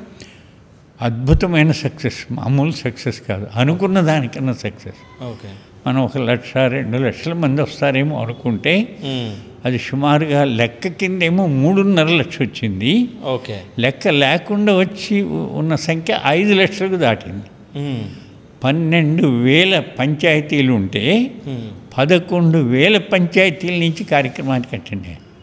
పోనీ అటెండ్ అయిన వాళ్ళకి ఎవరు మనం బీరు బాటిల్స్ లేకపోతే ఏదో డబ్బులు ఇస్తాం లేకపోతే ఇంకేదో ఇస్తాం అస్సలు పదం లేదు కదా. వాళ్ళ సొంతంగా ఖర్చులు పెట్టుకొని ఒక్కొక్కరు 300 రూపాయలు, ఎందుకు దారిలో వాటర్ బాటిల్స్ కావాలి, టిఫిన్ కావాలి, అలాంటి వాటి కోసం ఆ ఖర్చు పెట్టుకున్నారు. బస్సులు సొంతంగా ఊళ్ళో ఉన్నటువంటి స్కూల్ బస్సులు, కాలేజీ వాళ్ళని రిక్వెస్ట్ చేసి దానికి పెట్రోల్ వాళ్ళే పోసుకొని అంత జాగ్రత్తగా వచ్చారు. దారి పొడుగున అనేక మంది వాళ్ళకి కావాల్సినటువంటి నీళ్లు లేకపోతే తిండి అలాంటివి అందించడానికి వాళ్ళు తయారు చేశారు. కాబట్టి అసలు మొత్తం సమాజం కదిలి వచ్చింది. ఇంకా అక్కడ సమయం ఉన్నట్టయితే ఇంకెంతమంది పెరిగేవాళ్ళు తెలియదు. కాబట్టి ఒకే రోజు కార్యక్రమం సాయంత్రం 4:30 వదిలితే కానీ పాపం వాళ్ళు ఇళ్ళకి చేరలేరని తొందరగా అది కంప్లీట్ చేయాల్సి వచ్చింది. అఖండ విజయాన్ని సాధించాం. మామూలు విజయం కాదు, అఖండ విజయం. సాధు సంతులు 180 మంది వరకు సాధు సంతులు. ఆ చుట్టూ పొలాలు వాళ్ళెంత సహకరించారు. 180 ఎకరాలు పార్కింగుల కోసం రండి, పొలాలు ఉన్నప్పటికీ కూడా వాళ్ళు స్వాగతించారు. మరి పక్కన అదేదో వాళ్ళ విల్లాస్ ఉన్నాయి, వాళ్ళందరూ మీరు వీటన్నిటిని ఉపయోగించుకోండి. అసలు ఎంత స్వాగతం, ఎంత ఆనందం అంటే ఊహించలేము. కాబట్టి అన్ని రాజకీయ పార్టీలకు అతీతంగా అన్ని గ్రామాలు, కులాలు, సాంప్రదాయాలకు అతీతంగా అందరూ కూడా పాల్గొన్నారు. అంత చక్కని ఆలోచన. అంటే దేవాలయం మళ్ళీ పునరుద్ధరించడానికి ఈ సమాజాన్ని మరి ఇది స్వతంత్ర అటానమస్ బాడీ కింద తయారు కాబోతోంది. అది వచ్చినాడు ఒకనాడు దేవాలయమే కేంద్రం. బహుశా మీరు వినుండొచ్చు, సమాజ సంక్షేమ కేంద్రంగా ఒకనాడు తీర్చిదిద్దబడి. ఏ రకంగా? ఉదయం పూట తీర్థం ఇస్తారు. అవును. తీర్థం అంటే మన వాళ్ళు పంచగవ్యం, పంచఘృతం, పంచామృతం, తులసీదళం, కర్పూరం ఇలా 24 రకాల ఔషధాలు ఉంటాయి. అందుకే అకాల మృత్యుహరణం, సర్వవ్యాధి నివారణం అని అంటూ మనకు తీర్థం ఇస్తారు. అంటే తీర్థం ఆరోగ్య వ్యవస్థది. ఒకనాడు హాస్పిటళ్ళు, క్లినిక్లు లేవు అసలు. ఎటువంటి వ్యాధి వచ్చినా గుడికి వెళ్ళి తీర్థం తెచ్చుకో, అది సర్వరోగ నివారణ. అంత బాగుండేది. మధ్యాహ్నం వేళ ప్రతి గుడిలో గంట ఉంటుంది. ఆ ఘంటానాదం చేస్తూ ఆగమార్ధంతు దేవానాం అని పిలుస్తారు. అంటే దేవతలకు స్వాగతం. ఎవరు ఆ దేవతలు? ఒక్క పూటకు కూడా భోజనానికి నోచుకొని వాళ్ళని దరిద్ర నారాయణ అనేవారు. అంటే వాళ్ళే దేవతలు. కాబట్టి వాళ్ళకి ఈ ఘంటానాదం విని రావాలి. మధ్యాహ్నం దేవునికి నైవేద్యం ఇచ్చి ఆ భోజన అన్న ప్రసాదం నిత్యం వితరణ జరిగేది. అంటే ఒక పూట భోజనానికి నువ్వే తప్పుడు పని చేయక్కర్లేదు. హామీ ఇస్తుంది గుడి. అంత చక్కగా భోజనశాల, ధర్మశాల, మల్లశాల అంటే వ్యాయామశాల, యోగశాల, వేదశాల అంటే వేద విద్య, యాగశాల, యజ్ఞాలు, గోశాల, ఇవి సప్త సంతాన విధి అని. ఇవన్నీ గుడి నుంచి జరిగేవి. అందుకని గుడికి ప్రతి హిందువు తన ఆదాయంలో 11% గుడికి సమర్పించేవారు. ఆ విధంగా గుడి మనం కట్టించిన యజమాని దేవుడే. ఎందుకు? ప్రాణప్రతిష్ఠ చేస్తాం. అటువంటి వ్యవస్థ అది. సాయంకాలం పూట ప్రతిరోజు ఆబాలగోపాలం గుడికి వచ్చేవారు. మీరు మధుర, శ్రీరంగం, రామేశ్వరం పెడితే పెద్ద పెద్ద ప్రాకారాలు. ఎందుకంత పెద్దవంటే అందరూ వచ్చి కూర్చుంటారు సాయంత్రం 6. అక్కడ మన ధర్మాచార్యులు, పండితులు, పూజారులు మన వేదాలు, ఉపనిషత్తుల నుంచి ఈరోజు నేను అలా జీవించాలని చెప్పేటువంటి వారు. కాబట్టి విజ్ఞానం, ఆహారం, ఆరోగ్యం అన్నిటినీ అందించేది దేవాలయం. అది మన వ్యవస్థ. ఇది గమనించారు విదేశీయులు. ఇంత వ్యవస్థీకృతంగా జరిగితే ఈ దేశాన్ని మనం ఏలేం కాబట్టి పడగొట్టారు. పోనీ వాళ్ళప్పుడు పడగొట్టారు. ఇప్పుడు ప్రతిరోజు భూముల ఆక్రమణ, విగ్రహాల దొంగతనం, పూజారుల హత్యలు, ఆభరణాల దొంగతనం చూస్తూనే ఉన్నాం. మొన్ననే రామతీర్థంలో రాముడి తలకాయ తీశారు. మరి అంతర్వేదిలో రథాన్ని తగలబెట్టారు. విజయవాడ నడిబొడ్డులో 42 దేవాలయాలు పడగొట్టారు. హైదరాబాద్లో కూడా జరుగుతున్నాయి. ఇక్కడ ఇంకా చెప్పక్కర్లేదు. సో ఎవరు చేస్తున్నారు? ఎందుకు చేస్తున్నారు? అసలు ఈ ద్వేష భావన దురదృష్టం కదా. అది చెలరేగకుండా వాళ్ళని సంపర్కం చేసి మనం ఎవరము, మనం ఎలా జీవించాలని చెప్పడం కోసం ప్రయత్నం జరుగుతోంది. ఆ చెప్పే కార్యకర్తల అధిక సంఖ్య ఎప్పుడు పెరుగుతుందో అప్పుడు ఈ దేశానికి స్వాతంత్రం అనే పదము, మీరన్న హిందూ ధర్మ స్వాతంత్రం అనండి, హిందూ రాష్ట్ర నిర్మాణం అనండి, అవన్నీ అప్పుడు సాధ్యమవుతాయి. ఓకే. ఈ భావన తీసుకొని ప్రతి యువకుడి వాళ్ళ దేశంలో తయారవ్వాలి, ప్రతి యువతి తయారు కావాలి, ఆదర్శ హిందూ గృహాలు తయారు కావాలి. సరే, ఇప్పుడు మీరు హిందూ ధర్మం కోసం పనిచేస్తున్నారా, బీజేపీ కోసం పనిచేస్తున్నారా? అంటే చెప్తున్నాను కదా, పరిషత్, విశ్వ హిందూ పరిషత్ అనేది ధార్మికమైన కార్యక్రమాలు. అంటే దేవాలయాలు ఉంటాయి, పండుగలు ఉంటాయి, ధర్మాచార్యులు ఉంటారు, అర్చక పురోహితం ఉంటుంది. ధార్మికమైనటువంటి పనులన్నీ కూడా మానవుణ్ణి మాధవుడిగా మార్చే వ్యవస్థ ఏదైతే ఉందో ఆ పనిలో నేను ఉన్నాను. రాజకీయం అనేది అది వేరు విషయం. చెప్పాను ఇందనకనే 40 సంస్థలు సంఘటన ఆర్ఎస్ఎస్లో నుంచి జన్మించి వాళ్ళ పనులు చేసుకుంటున్నారు. అంటే స్కూల్ ఆఫ్ థాట్ ఒకటే కావచ్చు. ఆర్ఎస్ఎస్ నుంచే బీజేపీ పుట్టింది. అన్నీ బీజేపీ ఎందుకు పుట్టింది అసలు? రాజకీయంగా. ఇవాళ ఏదన్నా విషయం వస్తే పార్లమెంట్లో నోరెత్తే వాళ్ళు లేకపోతే ఎవరు దాన్ని పట్టించుకునే దిక్కేవారు. అంటే హిందుత్వం గురించి మాట్లాడే వాళ్ళు లేరు అని. అంతే కదా, దానికోసమే అది పుట్టింది, అందుకోసం. కాబట్టి అనేక విషయాలు జరుగుతూ ఉంటే దిక్కు లేదు. ఆ రోజు చూసింటారు కదా, పాకిస్తాన్ డివైడ్ అయ్యి చేసిన సమయంలో కొన్ని వేల శవాలు ట్రక్కుల్లో భారతదేశానికి వస్తూ వచ్చి, మరి ఆ రోజున ముస్లింలు అక్కడికి వెళ్ళాలని, అక్కడున్న హిందువులు ఇక్కడికి రావాలని అంటేనేమో హిందువులేమో ఇక్కడికి రావచ్చట, ముస్లింలు పోకూడదని గాంధీ గారు లాంటి వాళ్ళు మరి తలెత్తకుండా చేశారు. దానివల్ల ఎంత ఘోరం జరిగిందో మనందరం చూస్తున్నాం. ఆయన ఉద్యమించారు, స్వాతంత్రం కోసం పనిచేశారు, సింపుల్గా జీవించారు, ఇవన్నీ కరెక్టే. కానీ దేశం యొక్క భవితను గురించి, భవిష్యత్తును గురించి ఆలోచించడంలో ఓ రకంగా చెప్పాలంటే ఒక అసమర్థత అనండి, లేదా ఫెయిల్యూర్ అండి ఆయన వైపు నుంచి. ఓకే. కాబట్టి దాని గురించి మనం చెప్పక్కర్లేదు. అంటే ఆయన చేసిన మంచి వాటిని మనం ఎప్పుడు కూడా గుర్తు చేసుకుంటాం, అందువల్ల ఇబ్బంది లేదు. కానీ జరిగింది చివరి సమయంలో చాలా ఘోరమైనటువంటి పరిస్థితి. అందుకే ఆ గాడ్సే లాంటి వాళ్ళు ముందుకు నడిచి ఏమో ఉంటే ఈ దేశం ఇంకా బతకదేమో అన్నంత భయం పుట్టి వాళ్ళు చేయవలసిన వాళ్ళు ఏం చేశారో తెలుసు. ఓకే. సో నేను బీజేపీ కోసం పనిచేస్తున్నారని చెప్పేసి ఎందుకు అడిగానంటే, సో ఇప్పుడు ప్రజెంట్ గవర్నమెంట్లో బీజేపీ ఉంది, అవునా? సో అంటే ఇన్ని రోజులు కాంగ్రెస్ ఉంది కాబట్టి అది వేరు అనుకోవచ్చు. సో మనం ఇప్పుడు హిందూ దేవాలయాల గురించి మనం మాట్లాడుకున్నాం. హిందూ దేవాలయాల గురించి మాట్లాడుకుంటే హిందువుల టెంపుల్లకు మాత్రమే ఎండోన్మెంట్ బోర్డు అనేది ఉంది, అవునా?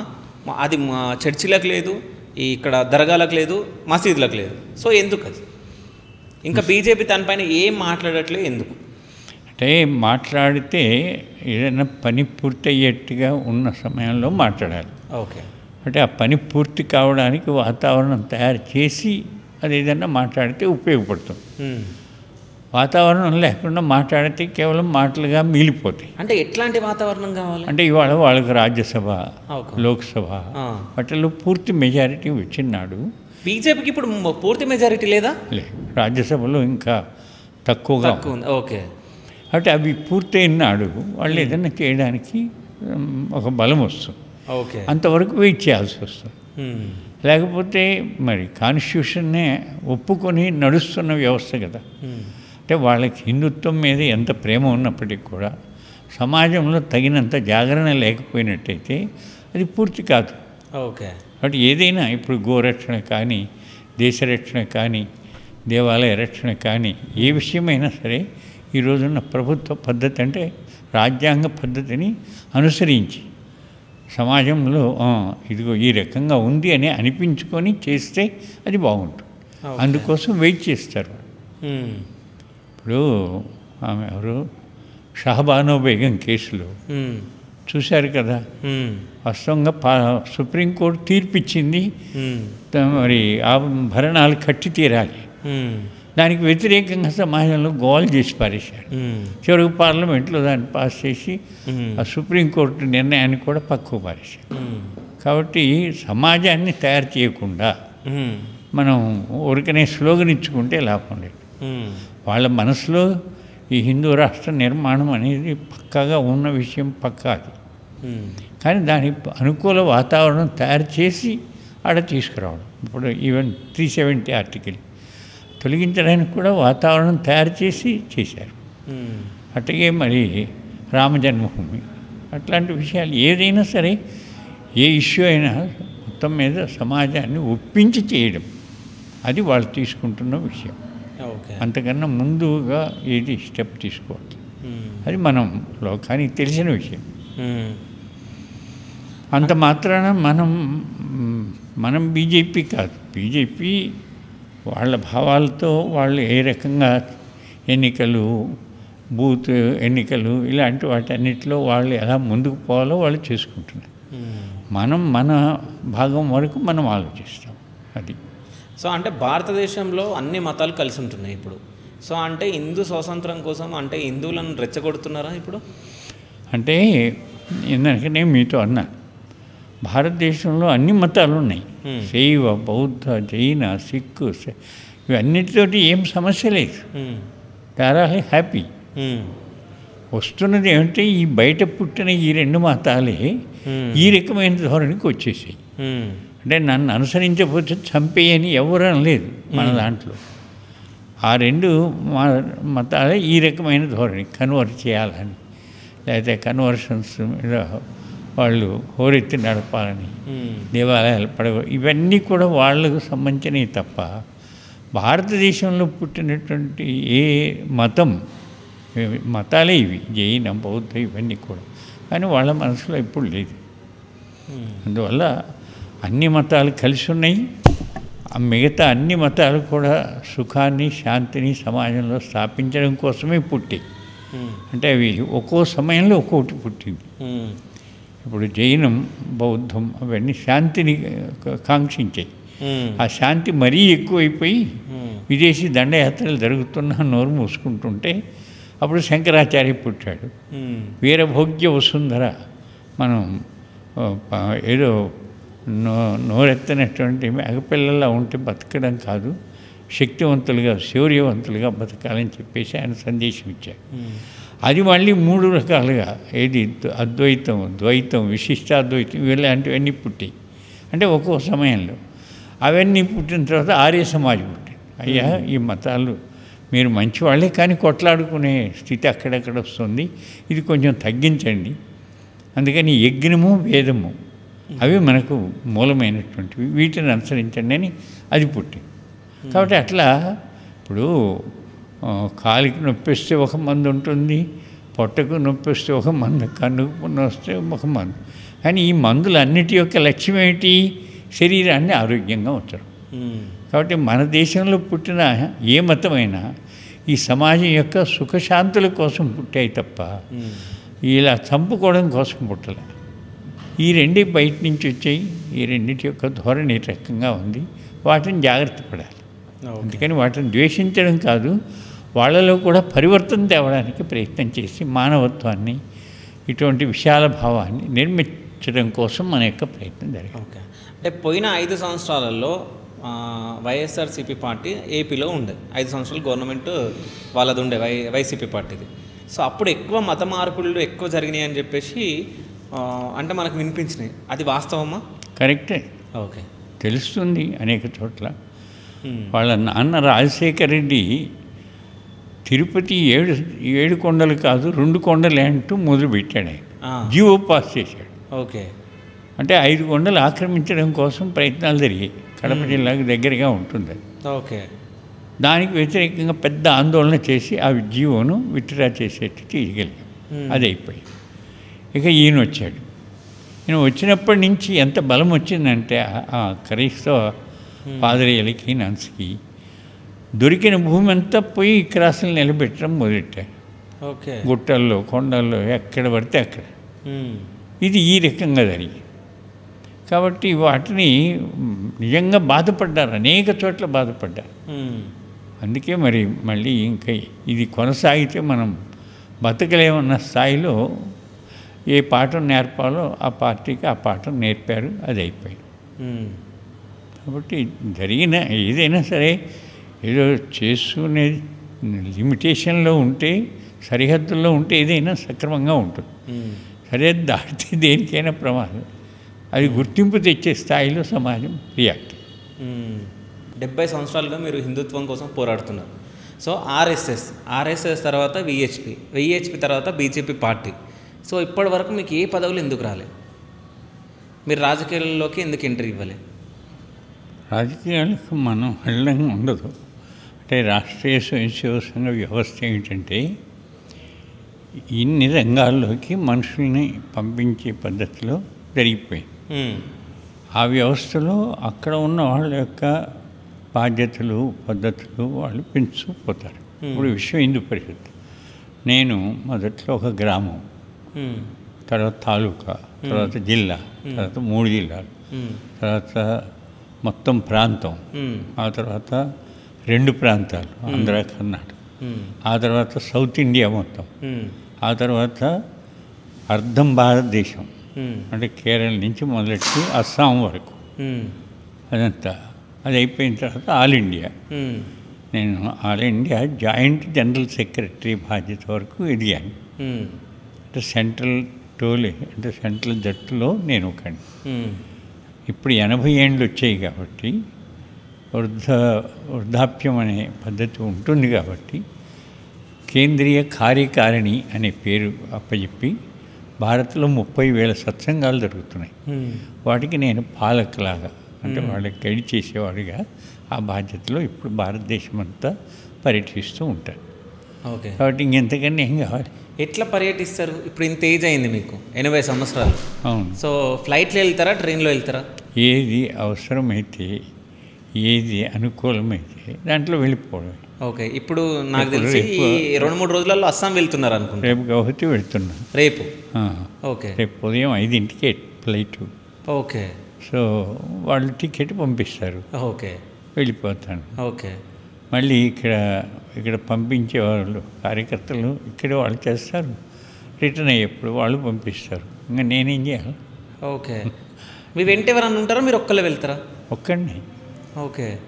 అవసరం ఏముంది? ఇప్పుడు దించుకునేవాళ్ళు వాళ్ళు, ఎక్కించేవాళ్ళు వీళ్ళు. ఓకే. ఇంకా మధ్యలో మళ్ళీ ఎందుకు బోల్డ్ మంది. ఒక ఆయన అన్నాడు, ఏం సార్ మీరు ఒక్కరే ప్రయాణం చేస్తారా?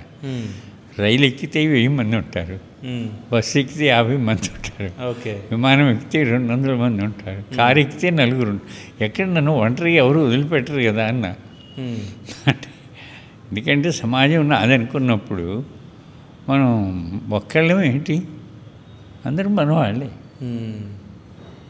ఎప్పుడు నేను ఏదన్నా భోజనం ప్యాకెట్ కూడా ఇస్తారు. ఆ బస్సులో కానీ బస్సు అంటే కుదరదు, రైల్లో పోతూ కూర్చుంటే మాటల్లో వాళ్ళందరూ తెచ్చింది కూడా నాకు పెడుతుంటారు. వాళ్ళు ఎవరో తెలియదు, కొద్దిసేపట్లో పరిచయం అయిపోతారు. ఓ మీరు ఇంత మంచి కార్యంలో ఉన్నారు అని ఒకటైపోతారు కొద్దిసేపట్లో. అందరం కలిసి తింటాం. ఇంకేం కావాలి మనకి? అంతకన్నా కావాల్సిందేముంది? సో మీరు ఏజ్లో పెద్ద, సో 80 సంవత్సరాలు మీరు ఇప్పుడు ఉన్నారు. సో ఆ 80 సంవత్సరాలు కూడా బ్రతకమో మాకు తెలియదు. బట్ అంటే ఇంత పెద్ద ఏజ్ వల్ల నేను ఫస్ట్ టైం ఇంటర్వ్యూ చేస్తున్నాను ఇప్పుడు. సో అంటే మీరు ఏదన్నా విషయాలు మాట్లాడితే అంటే ఇప్పుడు బీజేపీ గురించి కానీ, విహెచ్పి గురించి కానీ, ఆర్ఎస్ఎస్ గురించి కానీ ఇప్పటి వరకు ఎవ్వరికి ఏమి తెలియని మాటలు చెప్పమంటే మీరు ఏమని చెప్తారు? తెలియని మాటలు అంటే వాస్తవంగా అంటే మన సంస్థలో ప్రచారానికి ఎక్కువ ప్రాధాన్యత ఉండదు. ఓకే. పనికి ఎక్కువ ప్రాధాన్యత. ఓకే. పని చేస్తాం. ఎందుకంటే ప్రచారం అనేది ఏమిటి, ఎవరినో ఆకర్షించడానికి చేసే పని అవుతుంది. కొందరికి తెలియచేయడం కోసం ఉంటుంది, అంత లిమిటెడ్గా ఉంటుంది. అదే పనిగా ప్రచారం కోసమే జీవించడం అనేది మన సంస్థలో ఉండదు జనరల్గా. కాబట్టి ఉదాహరణకి చెప్తాను. మిజోరాం గవర్నమెంటు క్రైస్తవులుగా మారము అన్న కారణంగా 45,000 మంది రియాంగ్ అనే ఒక జనజాతి, ట్రైబల్ బయటికి తరిమేసింది 2001లో. ఓకే. స్టేట్ గవర్నమెంట్ తరిమేసి ఏం చేయాలి, బయటికి వెళ్ళిపోయి త్రిపుర పక్కనే సైడ్లో ఉన్న త్రిపురలోకి వచ్చారు. అప్పుడు మాణిక్ సర్కార్ అని కమ్యూనిస్టు సీఎం పట్టించుకోలే. అప్పుడు కేంద్ర ప్రభుత్వం పర్ హెడ్ పర్ డే ₹2 400 గ్రాముల బియ్యం ఇవ్వడం మొదలెట్టింది వెళ్ళేది. నేను 2010లో వెళ్ళా అక్కడికి. ఓకే. 9 క్యాంపులు, ఒక క్యాంపులో 5,000 మంది, 45. చూస్తే దయనీయ జీవితం. ₹2 ఏమిటి, 400 గ్రాముల బియ్యం ఏమిటి, సరైన తిండిలే, బట్టలే, చదువులే, ఇల్లులే. అప్పుడు బెంగళూరులో మధు పండిత దాస్ అని ఇస్కాన్కి ఇంటర్నేషనల్ చైర్మన్, వాళ్ళకి అక్షయ పాత్ర అని ఒక స్కీమ్ ఉంది. 16 స్టేట్స్లో 18 లక్షల మంది పిల్లలకి మధ్యాహ్న భోజనం పెడతాడు. ఆయనతో అడిగా, అయ్యా సిటీలో ఉండే వాళ్ళకి పెడుతున్నావు, నేను వద్దని చెప్పను, కానీ ఒక్క పూట కూడా నోచుకొని వాళ్ళు ఎంతమంది ఉన్నారు, వాళ్ళని గురించి ఏం ఆలోచించావని. ఎవరండి, ఎక్కడండి అన్నాడు. నేను చూపిస్తాను, మీరు చూపిస్తే మీ అంబటి వస్తాను. బెంగళూరు నుంచి ఆయన ఫ్లైట్లో అగర్తల తీసుకెళ్ళి అక్కడి నుంచి 300 కిలోమీటర్లు పోయి రోడ్డు వీళ్ళున్న చోటికి తీసుకెళ్ళి చూస్తే కన్నీళ్ళు వచ్చాయి ఆయనకి. వెంటనే అనౌన్స్ చేశాడు, ఇక్కడ భోజనశాల ఓపెన్ చేస్తాను, అమ్మాయిలకి వీవింగ్ సెంటర్ పెడతాను, అబ్బాయిలకి మోటార్ డ్రైవింగ్ స్కూల్ పెడతాను, చిన్నపిల్లలకి స్కూల్ పెడతాను, ఆ దేవాలయం కట్టించి దాసాన్ని అపాయింట్ చేస్తానని టకటకటక అనౌన్స్ చేశాడు. దానికి ఒక 8 కిలోమీటర్ల లోపల తీసుకెళ్ళి, అది బంగ్లాదేశ్ బార్డర్. 15 ఏళ్ల కిందట 4 RSS ప్రచారకుల్ని బంగ్లాదేశ్ మిలిటెంట్స్ కిడ్నాప్ చేసి తీసుకెళ్ళి ₹2 కోట్ల డిమాండ్ చేశారు. సమయానికి ఇవ్వలేదని 4 చంపేశారు. దానికి దగ్గరలో మనం ఒక అనాథ శరణాలయం రన్ చేస్తున్నాం. రన్ చేసేది ఒక అమ్మాయి, బెంగాలీ ట్రైబ్ అమ్మాయి. చెప్పాను, పెద్ద ఆయన తీసుకొస్తున్నాను, నువ్వు మహిళా కాన్ఫరెన్స్ పెట్టమన్నా. ఆ అడవిలో ఉన్న 2,000 మంది మహిళలను సమావేశపరిచింది. ఈయనకు ఆశ్చర్యం వేసింది, అసలు ఇంతమంది ఉంటారా ఇంత జంగల్లో, అయినా నువ్వు పిలిస్తే వస్తారా, అంటే నీకు ఈ ఏరియాకి ఎంత సంబంధం ఉంది. ఈయన IIT మ్యాన్, అసెస్ చేసి ఈ స్కూల్కి ఎంత ఖర్చు అయితే అంత నేను భరిస్తానన్నాడు. ఇంకా ఆ తర్వాత ఆఫ్లాంగ్ అని 2-3 సెంటర్స్ చూపించా. చెప్పాడు, రాహుల్ గారు ఇంకా చూపించే పని చేయొద్దు, మీరు ఏం చెప్తే చేస్తాను. ఇంతవరకు మాకు ఈ జంగల్ తెలియదు, జనత తెలియదు. కళ్ళు తెరిపించారు, ఇంత లోతులకు వచ్చి మీరు పనిచేస్తున్నట్టు మాకు తెలియదు. కాబట్టి అని చెప్పి 3 ఏళ్లలో 5 కోట్లు ఖర్చు పెట్టి ఆయన సుమారు 20,000 మందికి భోజనం, ఒక దేవాలయం, 1000 మంది పిల్లల స్కూలు, ఇవన్నీ తయారు చేసి పెట్టాడు. ఇది ప్రపంచానికి తెలియదు.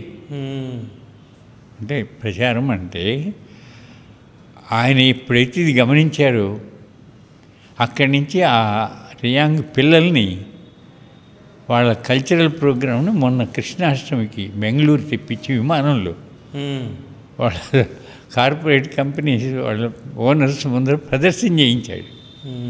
వాళ్ళకి మామూలుగా భోజన భజన అవి ఇస్కానికి ఎక్కువ, ఇట్లా స్కూళ్ళు పెట్టడం ఇవన్నీ పైలట్ ప్రాజెక్ట్. అది రేపటి దినం పోతున్నది ఆ స్కూల్కి. వాళ్ళ శిశు సంఘం అని పెట్టారు, 2,000 మంది పిల్లలు చేస్తారు. ఓకే. ఎందుకంటే ఇవి మేము ఏది చేయాలో ఏ పరిణామం రావాలో చేస్తున్నాం. అయితే మీరన్నట్టుగా అక్కడ చుట్టుపక్కల ఉన్న ఎమ్మెల్యేలందరూ కమ్యూనిస్ట్ వాళ్ళు బీజేపీ అయిపోయారు. అది అవుట్కమ్, అది మనం కోరుకున్నది కాదు. ఈ భావాలతో ఉన్న వాళ్ళు ఎవరు? ఈరోజు ఇంద్రసేనారెడ్డి గవర్నర్ అయ్యాడు త్రిపురకి. అవును. అంటే పరిణామం, సేవ అనేది మనకు ముఖ్యమైనది. ఓకే. అంటే ఒకవేళ మీ ఏజ్ ఇప్పుడు ఒక 55 అట్లా ఉంటే మీరు కూడా గవర్నర్ అయ్యేవారు. ఎవరు? మీరు ఒకవేళ ఏజ్ తక్కువ ఉంటే. అసలు ఆలోచనే లేదు కదా. ఓకే. విషయం ఏంటంటే ఒక పని ఇచ్చారు, ఆ పనిలో విజయం సాధిద్దాం, దానికన్నా ఇంకెక్కువ అక్కర్లేదని మన భావన. ఓకే. అట్టుగా అక్కడ శాంతికాళి మహారాజు అని ఉండేవారు, చెప్పాను నిన్న చంపేశారు. అప్పుడు నన్ను అశోక్ సింగల్ గారు అడిగి పంపారు, పోయి చూడమని. చూస్తే మీరు ఇండియా నుంచి వచ్చారా అని అడిగేవారు. అంటే ఇండియా వేరు, త్రిపుర వేరు, అట్లాంటి అలగావు భావన వాళ్ళలో కలిపి ఉంచారు.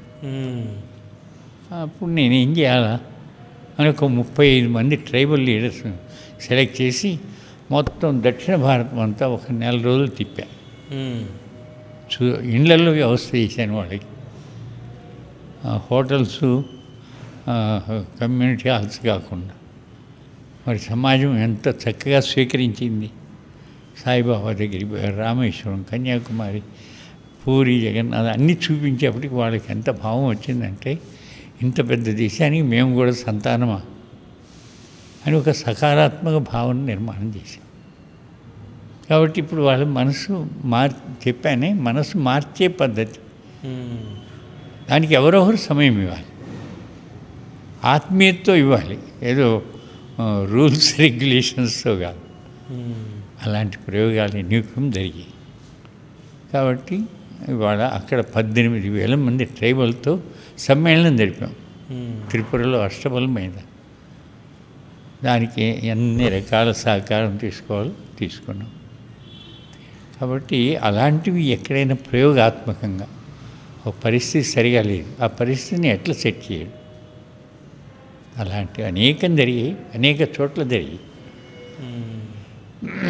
అట్లా విద్యార్థి పరిషత్ వాళ్ళు చేసేవి కొన్ని చేస్తారు, బిఎంఎస్ వాళ్ళు చేసేవి వాళ్ళు చేస్తారు, కిసాన్ సంఘం వాళ్ళు చేస్తారు, విద్యాభారతి ఎవరి పనులు వాళ్ళు ఇలాగే ప్రయోగాత్మకంగా సమాజంలో పరివర్తన తేవడానికి ప్రయత్నం చేస్తారు. ఆ ప్రయత్నంలో పరిషత్ ద్వారా నా వైపు నుంచి జరిగే పనులు. ఓకే. సో నెక్స్ట్ ఎలక్షన్లో మళ్ళీ బీజేపీ వస్తుందంటారా? అది మీరు చెప్పాలి. మీరు చెప్పాలి. తప్పనిసరిగా వస్తుంది అని మన విశ్వాసం అది. ఎందుకంటే ఇవాళ ప్రపంచానికే ఒక పెద్ద పేరు మోసిన స్థాయికి వచ్చింది. సో బీజేపీ అధికారంలోకి రావాలంటే అది మోడీ హవా, నిజం చెప్పాలంటే కాదంటారా? సో మోడీని పక్కన పెట్టేస్తే మళ్ళీ గెలిచే ఛాన్స్ ఉంటుందా బీజేపీకి? అది ఇంకా బీజేపీ వాళ్ళతో మాట్లాడాలి. ఓకే. సో బీజేపీకి విహెచ్పి అనుబంధ సంస్థ కాదా? అనుబంధం కాదు. ఓకే. స్కూల్ ఆఫ్ థాట్ ఒకటే. ఓకే. అంటే విచార సమూహం. ఓకే. ఒకే ఆలోచనతో ఉండే సమూహం. అంతే తప్ప దాంట్లో మనం ఇంటర్ఫియర్ కాము, వాళ్ళు మన దాంట్లో ఇంటర్ఫియర్ కాదు. ఓకే. ఎవరి పని వాళ్ళు చేస్తాం, అందరి ఆలోచన ఒకటే. కానీ ఎవరన్నా ప్రధానమంత్రి కావాలన్నా, ఏ స్టేట్కి సీఎం కావాలన్నా, సో ఫస్ట్ విహెచ్పి, ఆర్ఎస్ఎస్ వీళ్ళందరూ డిసైడ్ చేసిన తర్వాతనే ఎవరైనా ప్రధానమంత్రి అవుతారు, ఎవరైనా సీఎం అవుతారు, ఎవరైనా మినిస్టర్ అవుతారు. వాస్తవమా కాదు? అంటే జనరల్గా సలహా తీసుకోవచ్చు, కానీ ఓకే బీజేపీ వాళ్ళే నిశ్చయం చేస్తారు. వాళ్ళు అడుగుతారు, ఇట్లా అనుకున్నాం, మీకేమనిపిస్తుంది, ఎవరి అభిప్రాయం వాళ్ళు అప్పుడున్న పరిస్థితిని బట్టి చెప్తారు. ఓకే. సో ప్రజెంట్ తెలంగాణలో బీజేపీ పార్టీకి ఒక అధ్యక్షుడు లేడు. ఇప్పుడు ప్రజెంట్ తెలంగాణలో ఎందుకు లేడు? ఎవరిని పెట్టాలో తెలియక లేడు, అవునా? అందుకనే ఇవన్నీ రాజకీయ ప్రశ్నలు. ఓకే. నేను విశ్వ హిందూ పరిస్థితికి సంబంధించి ఏదన్నా అడిగితే అది చెప్తే బాగుంటుంది. ఓకే. సో రాజకీయాలు వద్దంటారు. సో అంటే మీకు ఎంత ఆస్తి ఉంది ఇప్పటికి? ఎంత ఆస్తి? నాకా ఈ సమాజమే నా ఆస్తి. నాన్నగారు ఇచ్చింది, మీ నాన్నగారి దగ్గర నుంచి వచ్చింది. నాన్న నుంచి పొలాలు అవన్నీ ఉండేవి. ఇప్పుడు అన్నయ్య చనిపోయాడు, ఓకే అన్నయ్య పిల్లలు చూసుకుంటారు. ఓకే నేను ఎప్పుడన్నా నాన్న తద్దినం అయితే ఎప్పుడన్నా పోయి వస్తాను, ఓకే అమ్మ తద్దినం అయితే పోయి వస్తాను. ఇంకా అంతకన్నా నాకు ఇంటితో ఏ రకమైన సంబంధం ఉండదు. సో వెళ్ళినప్పుడు ఇంట్లో వాళ్ళు ఎట్లా మిమ్మల్ని హాయిగా ఆనందంగా స్వీకరిస్తారు, భోజనం పెడతారు, బట్టలు కావాలంటే ఇస్తారు, ఏం కావాలో చెప్పని అడుగుతారు, చాలు అయిపోయి. ఓకే. అయితే ఈరోజు మిమ్మల్ని అంటే పరిచయం చేసింది శివశంకర్ అన్న, శివన్న. సో ఆయన ఎవరు? ఆయన దూరపు రిలేషన్ ఉంది. అంటే ఓకే. మా ఊర్లో మా తాతలు వాళ్ళ తాతలు అన్నదమ్ములు ఓకే. ఆ స్థాయిలో. అందువల్ల తాత తాత అని నన్ను పిలుస్తుంటాడు. ఓకే. బహుశా మా కుటుంబంలో పెద్దవాళ్ళలో నేను ఇంకా మిగిలాను. ఓకే. 80 ఏళ్ళవాడిని కాబట్టి గౌరవంగానే అందరు చూసుకుంటారు. ఆ రకంగా ఇబ్బంది అండి. వాళ్ళే కాదు, సమాజంలో చాలామంది బాబాయ్ అనేవాళ్ళు, మామయ్య అనేవాళ్ళు, తాత అనేవాళ్ళు, అన్ని రకాల. అందుకే చెప్పానుగా సమాజం అంతా నాది. సో హిందుత్వం గురించి పోరాడుతున్న మీరు 100 సంవత్సరాల పైన బతకాలని చెప్పేసి మా శివ స్టూడియోస్తో మేము మా మనస్ఫూర్తిగా మేము కోరుకుంటున్నాం. సో మీ డ్రీమ్ ఏంటి? ఏమేం చేయాలనుకుంటున్నారు? ఓపిక ఉన్నంతవరకు ఏ పని అప్పచెప్తే ఆ పని చేస్తూ ఉండడం.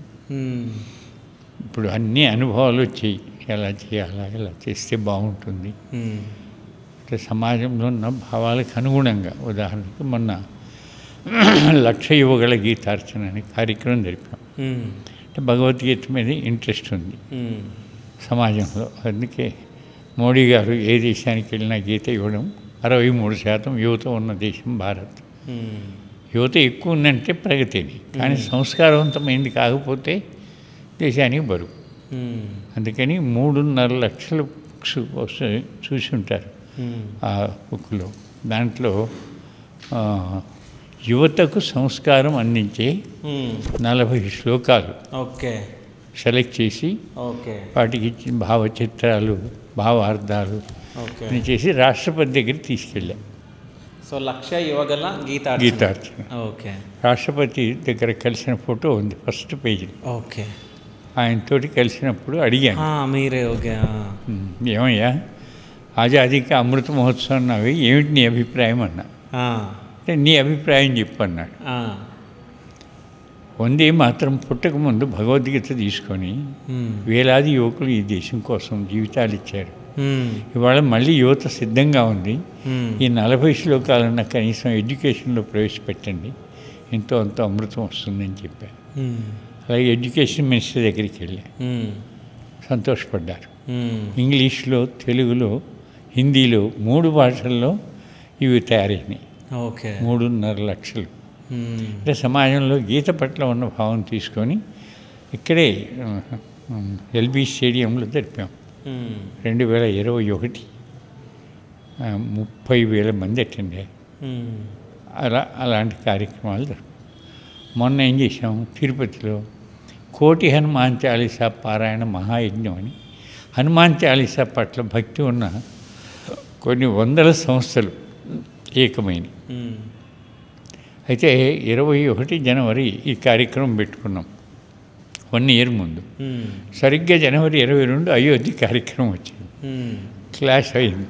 అందుకని సప్తాహం చేశాం ఒక వారం రోజుల ముందని. రోజుకు 3,000 మంది చొప్పున అఖండ హనుమాన్ చాలీసా జరిపారు తిరుపతిలో రామచంద్ర పుష్కరిణి. చివరి రోజు అద్భుతమైన యజ్ఞం, ఆ తర్వాత ఊరేగింపు, ఆ తర్వాత సభ, ఆ తర్వాత కళ్యాణం అంతా వైభవంగా జరిపేసి కేంద్రం రామజన్మభూమి ఇచ్చిన సూచనలు కూడా పాటించి అలా కార్యక్రమం జరిపాం. అంటే సమాజంలో ఉన్న రుచి ఏది ఉందో దాన్ని కొంచెం ఇప్పుడు ఎట్లయితే కుంభమేళ శ్రద్ధ గంగామాత పట్ల ఆ శ్రద్ధని కదిలించి తయారు చేయడం. వాళ్ళ రేపు గణేష్ ఉత్సవాలు శ్రద్ధ ఉంది, లేదు అమ్మవారి ఉత్సవాలు, రామోత్సవం, ఇలాంటివన్నీ వస్తాయి. అవన్నిటినీ కూడా చక్కగా దాని వెనకాల ఉన్న భావాన్ని తెలియచేస్తూ మనల్ని అందరినీ కలపడానికి ఎలా పండుగలు పుట్టాయి, ఆ విషయాలు తెలియచేస్తూ ముందరికి వెళ్దాం. ఓకే. అలాగే ఆదర్శ హిందూ కుటుంబమే మనకు సంస్కార కేంద్రం. అక్కడ దృశ్య సంస్కారం, శ్రవణ సంస్కారం ఎలాంటిది ఉండాలి, ఏవి వినిపించాలి, ఏవి చూపించాలి.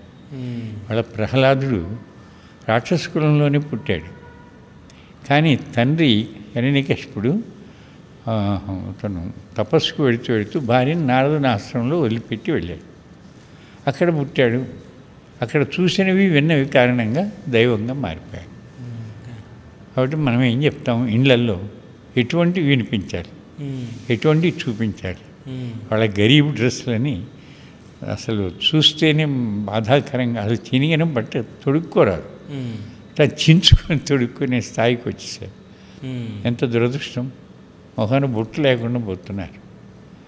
అట్లాగే స్త్రీలు ఏ అవయవాలు కనపడకూడదు ఆకర్షణ కోసం అని అట్లా తయారైపోతున్నారు. దానివల్ల చెడిపోతుంది. వెంట్రుకలు ఎప్పుడు కూడా ముడి వేసుకోవాలి, విరబోసుకొని. పాత రోజుల్లో దయ్యాలు భూతాలు సినిమాల్లో చూపించేప్పుడు అలా ఉండేది. వాళ్ళ బదాడుకు పోతే అన్నీ అంటే ఈ కుసంస్కారాలు, మమ్మీ డాడీ, అమ్మ నాన్న అని చెప్పుకునే పోయి, అలాగే అంటే భోజనం చేసే పద్ధతి కానీ మంత్రం కానీ అన్నీ పోయి వాటిని తేవడం కోసం కూడా ఆదర్శ హిందూ గృహం అనే పద్ధతిలో తయారు చేస్తున్నాం. కుటుంబ ప్రబోధన అవి కూడా చేస్తున్నాం. ఓకే. అంటే నేను మీకన్నా ఏజ్లో చాలా చిన్నవాడిని. నేను అప్పుడప్పుడు కొన్ని విషయాలు విన్నప్పుడు, అంటే మన భారతదేశానికి అంటే ఫ్రీడమ్ ఫైటర్స్ అంటే నెహ్రూ, గాంధీ ఇట్లా విన్నాం మేము కాలేజ్లో, స్కూల్లో. బట్ అంటే ఇట్లా కొన్ని రోజుల నుంచి నేను ఈ మధ్య వింటున్నా, అంటే నెహ్రూ కానీ గాంధీ కానీ భారతదేశానికి ఏం చేయలే, మొత్తం భారతదేశాన్ని నాశనం చేయడానికి కొన్ని చేశారు అని చెప్పేసి కొంతమంది అంటున్నారు. అసలు ఏది వాస్తవం? అంటే నెహ్రూ, గాంధీ వీళ్ళిద్దరూ దేశానికి మంచి చేశారా, చెడు చేశారు? మనం గాంధీ వరకైతే ఆయన స్వాతంత్రం కోసం ఏదో ఒక ఉద్యమం ఏదైనా చేసినా మొత్తం మీద బారిస్టర్గా దక్షిణాఫ్రికా నుంచి వచ్చి కింద మీద పడి ఆ రోజుల్లో సమాజాన్ని ఇది రాట్నం తిప్పి స్వదేశీ భావన, అదేవిధంగా ఉప్పు సత్యాగ్రహాలు, తర్వాత సాదగీ జీవనం అంటే నిరాడంబరంగా జీవించడం, ఇలాంటివన్నీ కూడా సమాజంలో ఒక ఆత్మవిశ్వాసాన్ని నింపడంలో మాత్రం ఆయన ఖచ్చితంగా పనిచేశాడు. అందుకే మహాత్ముడు అనే పేరుతో ఆయన గుర్తించబడ్డాడు. అంతవరకు ఓకే. కానీ Nehru selection a great mistake. ఆ రోజున 14 మంది కూర్చొని ఎవరిని ప్రధాని చేయాలంటే ఆ కూర్చున్న వాళ్ళందరూ కూడా వల్లభాయ్ పటేల్కు ఓటేశారు. ఆ 14 ఒక్కడు కూడా నెహ్రూకు ఓటేయలే. ఈయనకున్న మంచితనాన్ని ఆయన నెహ్రూ మీదకి తీసుకొచ్చేసి అతన్ని చేసి ఎలాంటి వాడిగా అతని ఆలోచన అతని బయోగ్రఫీలోనే రాసుకున్నాడు.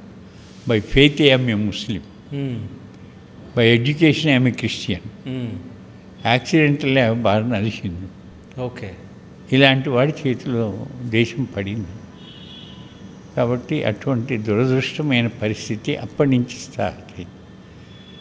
కాబట్టి ఒక చైనా ఆక్రమణ చేసిన అతని పెద్ద కాదు. దాని మీనింగ్ ఏంది? అన్ని మతాలకు సంబంధించిన వ్యక్తిని అని కాదా మీనింగ్? నాకు హిందుత్వం పట్ల విశ్వాసం లేదని కదా. నాకు విశ్వాసంతో ఇస్లాంతో ఉందంటుంటే ఒకవైపు, ఓకే, నా విద్య అంతా కూడా క్రైస్తవుడిగా ఉన్నానంటే I feel proud as a Hindu అని వివేకానంద అలాగే ఎందుకు మాట్లాడలేకపోయాడు? ఓకే. వాళ్ళ వివేకానంద ఎందుకు గౌరవిస్తున్నాం? యాక్సిడెంటల్లీ ఏదో దురదృష్టవశాత్తు పుట్టాను. ఇట్లాంటి వాడు ఈ దేశానికి ఏం తెలుసు అతనికి? చదువుకున్నది ఎక్కడ? ఇక్కడ గ్రామాలంటే ఏం తెలుసు? ప్రజల జీవితం ఏం తెలుసు? హైఫైలో పెరిగాడు. గ్రౌండ్ రియాలిటీస్ ఏం తెలుసు? కాబట్టి ఎప్పుడైనా వాళ్ళ ద్రౌపది ముర్మును రాష్ట్రపతి చేశారు అంటే ఎటువంటి కష్టాలు నష్టాలు అన్నీ కూడా అనుభవిస్తూ పైకి వచ్చిందో వాళ్ళను కూర్చోబెడుతున్నారు. ఎందుకు? సమాజపు నాడిని అర్థం చేసుకున్నవాడు నాయకుడు అవుతాడు. అది తెలియని వాడిని పెడితే వాడేమవుతుంది? సూటు బూటు వేసుకున్నవాడు కాదు కదా. అదే లాల్ బహదూర్ శాస్త్రి అలాంటి వాడు ఉన్నప్పుడు ఎలా ఉండింది? జై కిసాన్, జై జవాన్. అసలు ఎవరిని నేను ఇక్కడ సమర్థన చేయాలి, ఎవరిని పెంచాలి, అసలు ఆ భావాలు ఎలా వస్తాయి?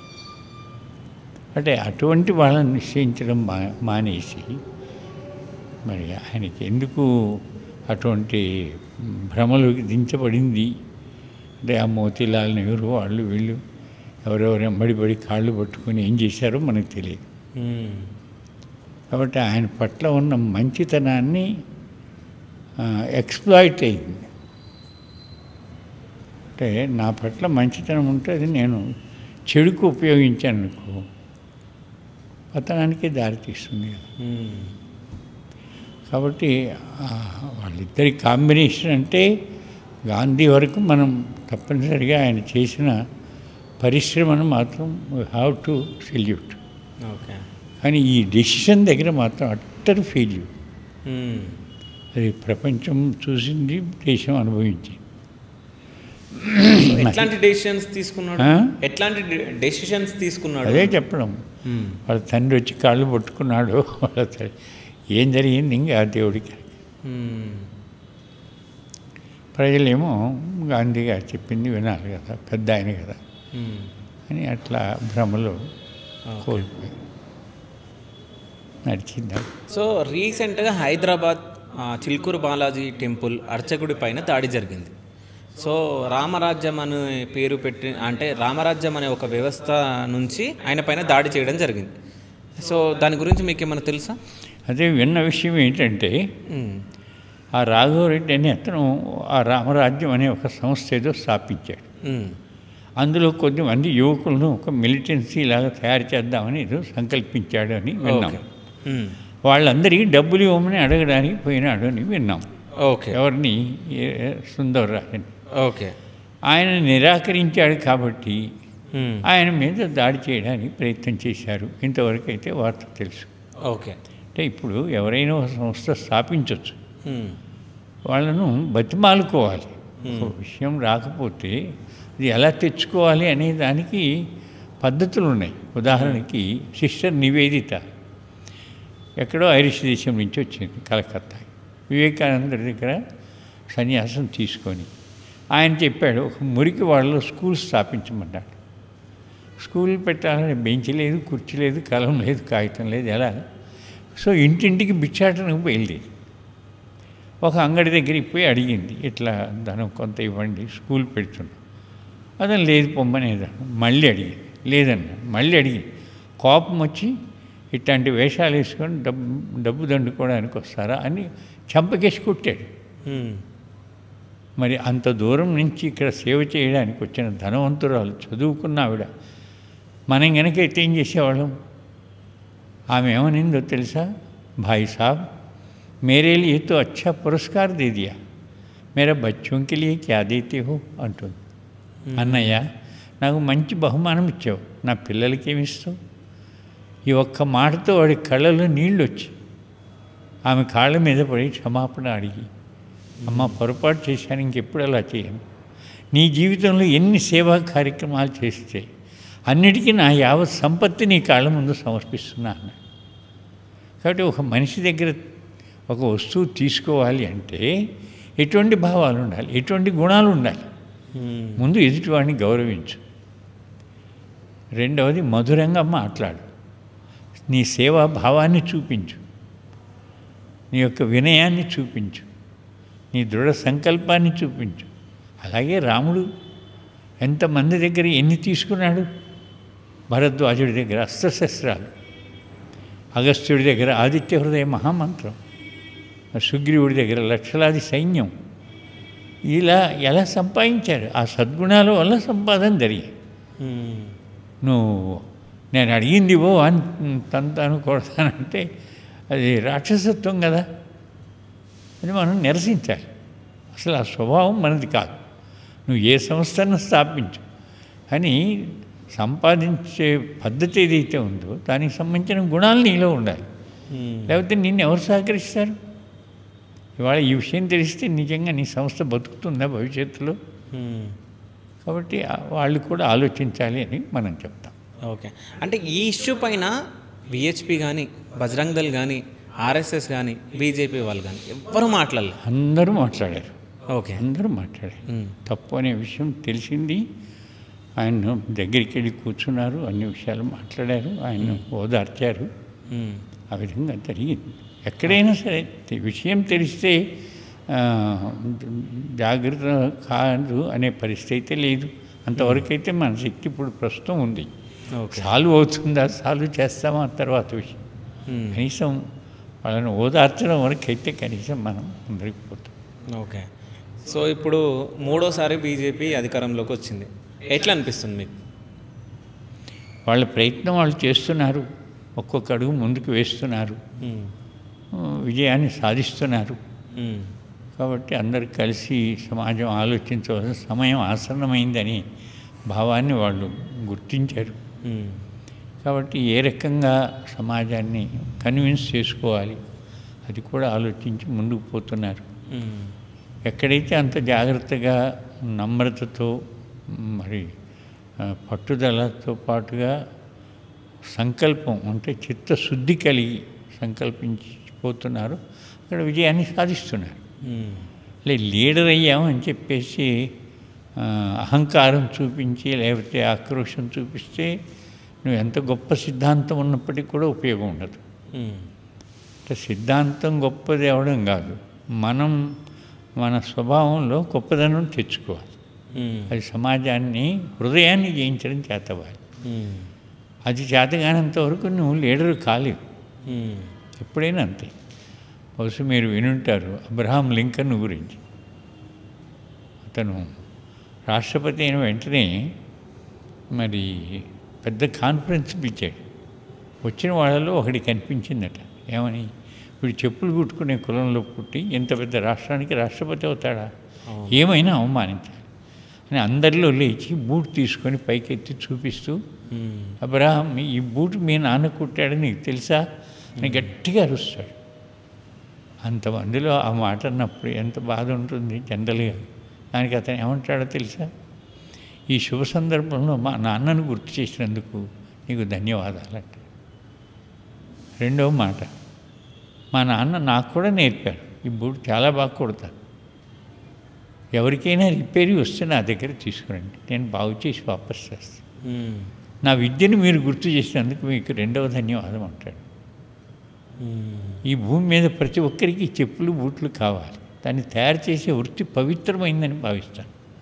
ఆ పవిత్రమైన వృత్తిని నువ్వు గుర్తు చేసినందుకు నీకు మూడవ ధన్యవాదం అంట. ఈ మూడు మాటలు అంటున్నంతసేపు సభ యావత్తు చప్పట్లు చరుస్తూనే ఉంటుంది. ఇందనక మనం అనుకున్న అన్ని గుణాలు ఎవరైతే పాలిస్తారో వాడు నాయకుడు అవుతాడు.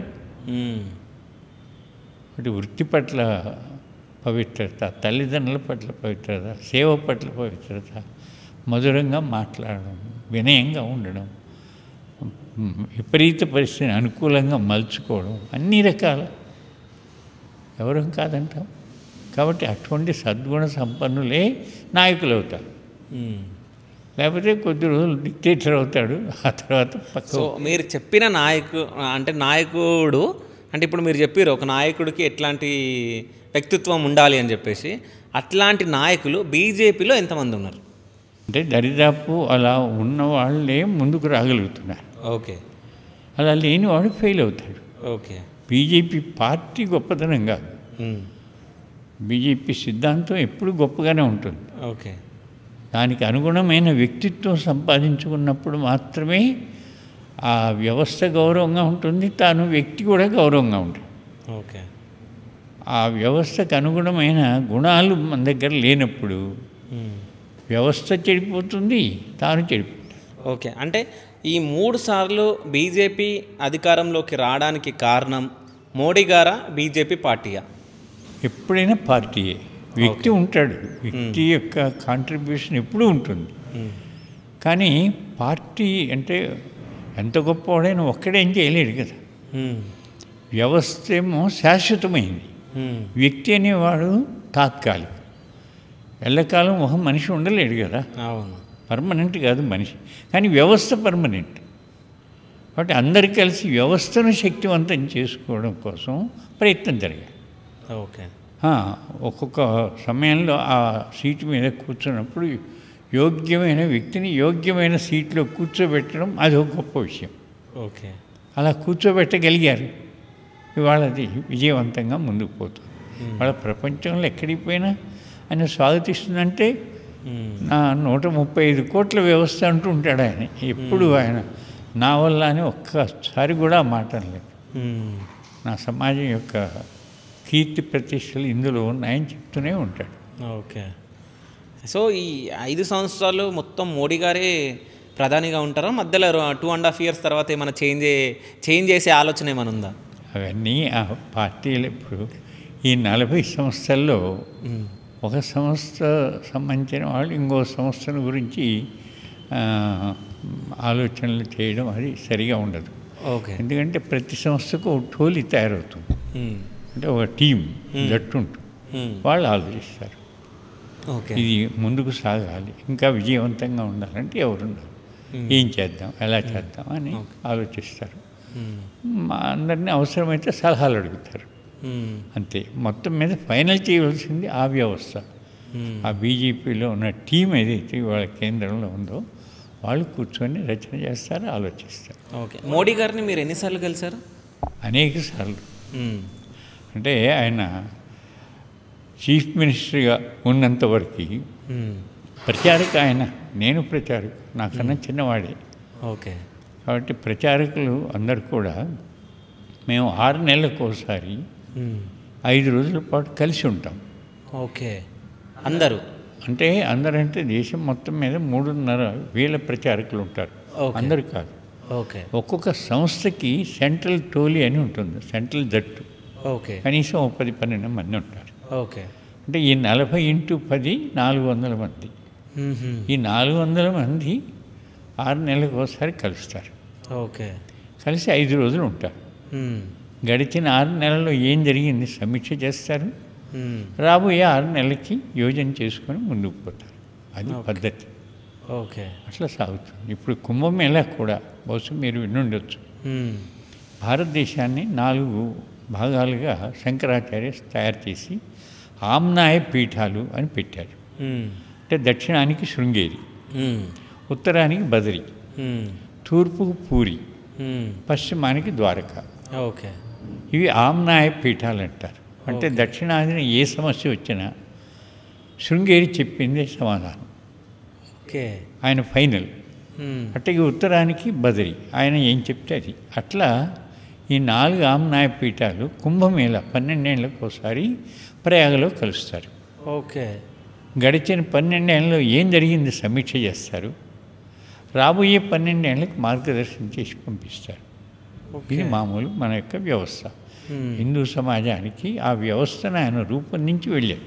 ఆ వ్యవస్థలు ఇప్పుడు ఇట్లా రన్ అవుతున్నాయి కూడా. రన్ అవుతున్నాయి. అయితే 7వ శతాబ్దిలో హర్షవర్ధనుడు ఈ భారతదేశానికి రాజు. అప్పటి వరకు ఇవన్నీ సక్రమంగా సాగాయి. మహమ్మద్ బిన్ ఖాసిం అనేవాడు 710లో ప్రవేశించాడు భారత్లో. 10వ ఘోరీగా. ఇంక ఇవన్నీ వచ్చిన తర్వాత కుంభమేళాలు జరుగుతున్నాయి, కానీ ఈ 4 పీఠాధిపతులు కలవడం ఆగిపోయింది. మళ్ళీ 1966లో పరంపూజ్య గురూజీ గోల్వల్కర్, ఆర్ఎస్ఎస్ యొక్క ద్వితీయ సరసంఘచారు, ఆయన దీన్ని మళ్ళీ పునరుద్ధరించారు. ఆ రోజు 4 పీఠాలు కలిసి బయట 50,000 మంది వచ్చారు. బయట దేశాల నుంచి కూడా సుమారు 25 దేశాలు అటెండ్ అయ్యి అది ప్రథమ కుంభమేళా సక్సెస్ఫుల్గా జరిగింది. ఓకే. ఆ తర్వాత 78, 66, మళ్ళీ 77, మళ్ళీ 12, మళ్ళీ అట్లా జరుగుతూ ఇవాళ 67 కోట్ల వరకు తయారైంది. దానికి కేంద్రీయ మార్గదర్శక మండలి అని పరిషత్ తరఫున మొత్తం ప్రతి ప్రాంతం నుంచి, ప్రతి సాంప్రదాయం నుంచి ఆడికి వస్తారు. అట్లా 300 మంది ఉంటారు. వాళ్ళందరూ కలిసి ఆలోచిస్తారు 3 రోజుల పాటు. మొన్న జరిగింది కుంభమేళ. అక్కడ అందరూ కూర్చున్నారు, 300 మంది 3 రోజుల పాటు చర్చించారు. భవిష్యత్తులో ఎలా ఉండాలి, ఏం చేయాలి, ఇవన్నీ ఆలోచించారు. అలా వెళ్ళిపోయారు. ఓకే. సో ఇప్పుడు మన భారతదేశంలో ఇన్ని టెంపుల్స్ ఉన్నాయి. అన్ని టెంపుల్స్లలో దర్గాలు ఉన్నాయి, అంటే మసీదులు. సో మన హిందూ టెంపుల్లలో సో మసీదులు ఉన్నాయి. ఎందుకున్నాయి? ఇప్పుడు వేములవాడ టెంపుల్, అట్లాగే మన శబరిమలలో అక్కడ. సో ఇట్లా కొన్ని టెంపుల్లలో ముస్లింలకు సంబంధించిన మసీదులు, దర్గాలు ఉన్నాయి. ఎందుకు? అవి ఎట్లా వచ్చినాయి? వాళ్ళ పద్ధతి ఎలాగో అంటే ఏదో విధంగా దేవాలయాలు ఆక్రమించాలి, భూములు ఆక్రమించాలి. ఈ ఆక్రమణ ధోరణి కదా. కాబట్టి మన పవిత్ర స్థలాల్లోకి వచ్చి దర్గా పెడతాడు. దర్గా అంటే ఏం సచ్చినోడు ఉండడు, బతికినోడు ఉండడు. మట్టితోటి ఏదో కడతాడు గోరీలాగా, దాని మీద గుడ్డ కప్పేస్తాడు, జెండా పెడతాడు. ఓకే. ఇది వాళ్ళ పద్ధతి. దీన్ని ఒప్పుకుంటూ వచ్చింది ప్రభుత్వ కార్యకలాపాల్లో ఉన్న మనుషులు, రాజకీయాల వాళ్ళు. ఎందుకు? ఓట్ల కోసం.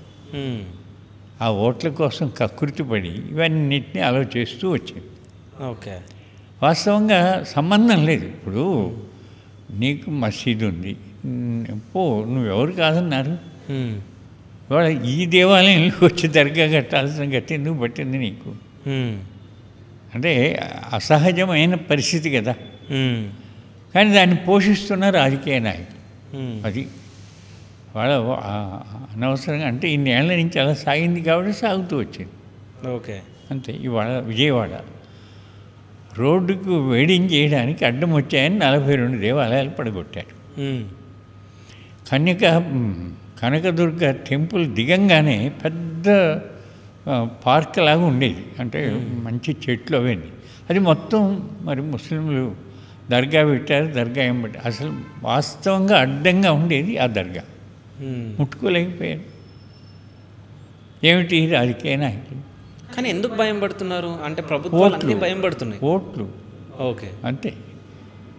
కాబట్టి వాళ్ళది ఏదన్నా అంటే ముస్లిం ఓట్లు పోతాయేమో ఆ స్థితికి వచ్చారు. సో ఇప్పుడు బీజేపీ అదే విధంగా ప్రవర్తిస్తుంది. హిందువులను అయితేనేమో డివైడ్ చేయొచ్చు కులం పేరుతో, వాళ్ళని డివైడ్ చేయడానికి ఉండదు. కాబట్టి మొత్తం కలిసి వేస్తారు కాబట్టి ఓట్లు. వాళ్ళు ఏం చెప్తే అది వినడం.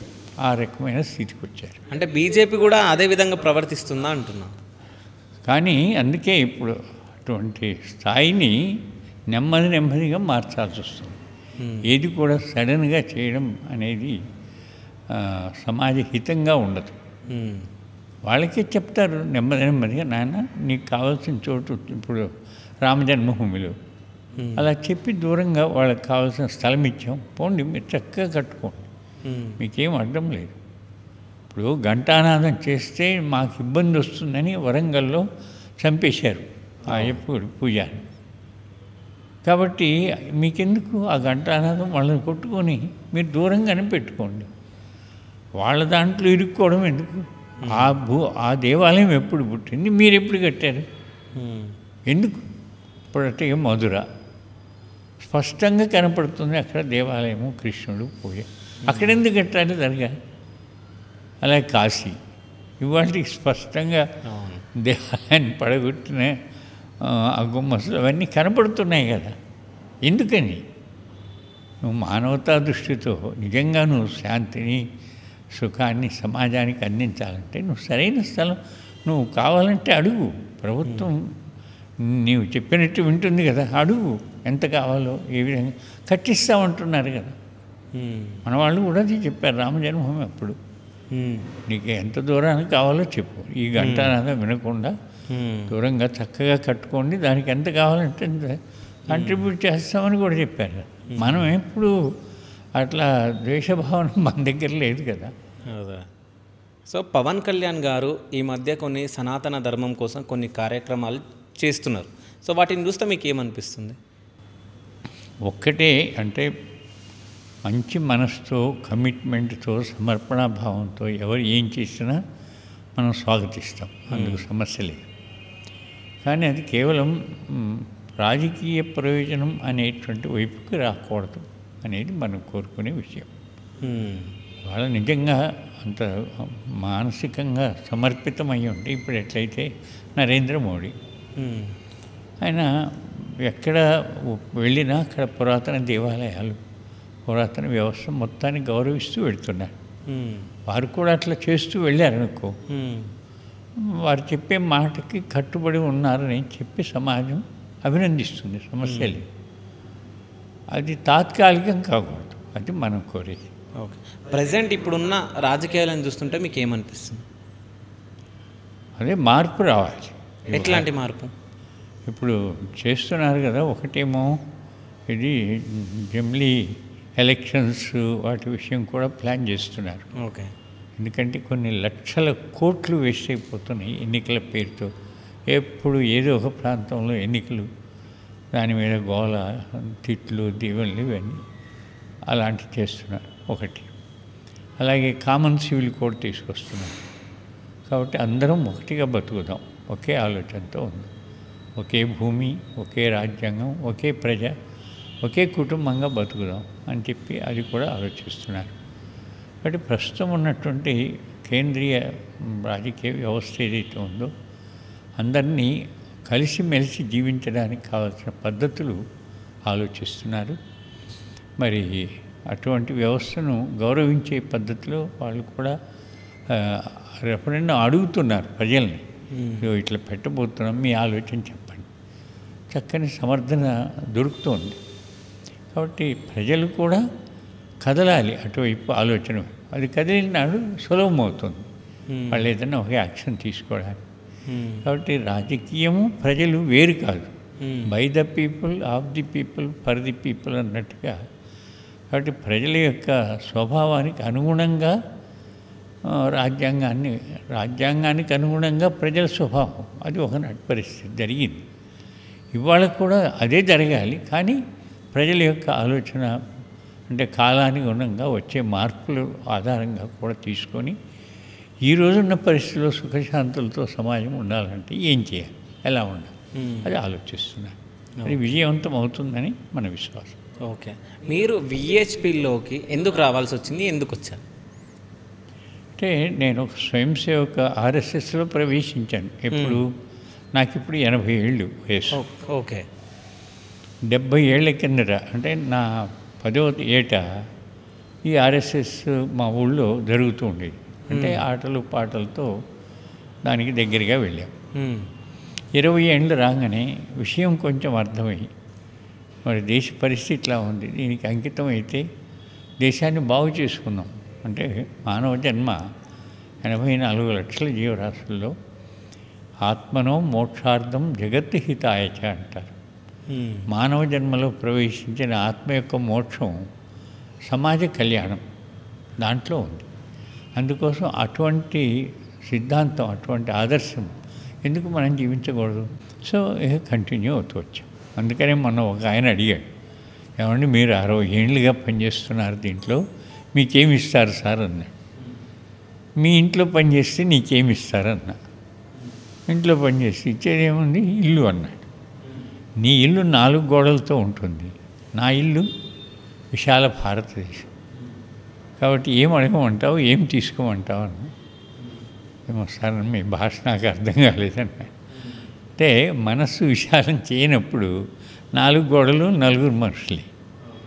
విశాలం చేసినప్పుడు 4 దిశలు. ఇవాళ నరేంద్ర మోడీ అంటారు, మొన్న ఒక ఆయన అడిగాడు, ఆయన మోడీ గారు, ఏమండి మీరు రోజుకి 20 గంటలు పనిచేస్తారు కానీ ఇంత ఆరోగ్యంగా ఉంటారు, ఏం తింటుంటారు? ఏం చెప్పాడు ఆయన? గత 20 ఏళ్ళ నుంచి రోజుకి 2 కేజీల తిట్లు తింటుంటాను అన్నాడు. 130 కోట్ల కుటుంబానికి సేవకుడిగా పుట్టాను, నన్ను తిట్టకపోతే ఎవరు తిడతారు? అంటే మనస్సు విశాలమైనాడు, అంతటి సంయమనం, అంతటి ఆరోగ్యం అది కూడా లభిస్తుంది. ఆ విశాలం లేదనుకో ప్రతి పక్క ఇంట్లో ఉన్న అన్నదమ్ములు కూడా కలిసి బతకలేరు, ఒక్క మాట అంటే సహించలేరు. అంటే మనస్సు విశాలం తయారు చేసుకోవాలి. మీ ఇంట్లో మొత్తం ఎంతమంది? మా ఇంట్లో 8 మంది, అందులో 6 అక్క చెల్లెళ్ళు, 2 అన్నదమ్ములు, నేను 8వ వాడిని, లాస్ట్. అక్కయ్యలు అందరూ వెళ్ళిపోయారు. సో నేను ఈ పనిలోకి రావడం మొదట్లో వాళ్ళకి ఎవరికి ఇష్టం లేదు ఇంట్లో. నెమ్మది నెమ్మదిగా 10 ఏళ్ళు 12 ఏళ్ళు గడిచాక ఇది మంచి కార్యమే అని వాళ్ళు కూడా ఒప్పుకున్నారు. నాకు 4 మేనమామలు, వాళ్ళందరికీ అమ్మాయిలు ఉన్నారు. ఈ సంవత్సరం అమ్మాయిని ఇద్దాం అలా చేసుకుంటూ ఇంకా లాస్ట్లో అందరు కలిసి వచ్చారు. నువ్వు ఎందుకు పెళ్లి చేసుకో అని మా అమ్మను తిట్టడం మొదలెట్టారు. నువ్వే పాడు చేసావు. మా అమ్మ అనింది, మీరందరూ కలిసి చేయండి, నేను సంతోషిస్తాను. నా దగ్గరికి వచ్చాడు, పెళ్లి చేసుకుంటావా లేదా? ఈ జన్మకైతే లేదు, వచ్చే జన్మలో మీరు 4 పిల్లల్ని చేసుకుంటాను. ఇంకా వదిలిపెట్టి వచ్చే జన్మలో నలుగురిని చేసుకుంటారా? 4 పిల్లల్ని చేసుకుంటాను. ఇంకా సరే లాభం లేదని వదిలేసి. మొన్న ఇంకొక ఆయన నన్ను సభలో పరిచయం చేస్తున్నాడు. ఈయనకు పెళ్ళి లేదు, పిల్లలు లేరు, ఇల్లు లేదు, బ్యాంకు బ్యాలెన్స్ లేదు అని చెప్తా ఉన్నాడు. ఎవరు చెప్పారా నీకు అన్నా? నేనే చెప్తున్నాను. ఆయన 60 ఏళ్ల కిందట ఆర్ఎస్ఎస్తో పెళ్ళి అయిపోయింది. నీకు ఎంతమంది పిల్లలు కావాలో చెప్పు, లిస్ట్ ఇస్తాను. అన్ని ఇండ్లు నావే, మళ్ళీ నేను ఒక ఇల్లు ఎందుకు కట్టాలి? అందరి బ్యాంకు బ్యాలెన్సులు నావే, మళ్ళీ నాకు బ్యాలెన్స్ ఎందుకు? ఈ సమాజంలో నేను ఒకటిగా జీవించినప్పుడు సమస్య ఉంది. ప్రేమించడం మనకి చేతవాలి. అదన్నప్పుడు వాళ్ళు మనల్ని ప్రేమిస్తారు. యద్భావం తద్భవతి. పొలిటికల్ లీడర్స్ వాళ్ళ గతి వాళ్ళు పోతున్నారు. అవన్నీ కూడా విమర్శించినట్టుగా అవుతుంది. మనం ఎంతప్పటికీ సకారాత్మకంగా ఎవరైనా యోగ్యత ఉంది, వాళ్ళు మీరు అన్నారు సావర్కర్ లాంటి వాళ్ళు ఎన్ని కష్టాలు పడ్డారు. మరి అలాంటి సంఘటనలు అనుకుంటే అది చెప్పచ్చు. అండమాన్ నికోబార్కి తీసుకెళ్ళా సాధ్వీర రంభని. తీసుకెళ్తే ఆ సెల్యులార్ జైలు చూడాలనుకోరు. తీసుకెళ్తే సావర్కర్ ఉన్న గది చూపించమని.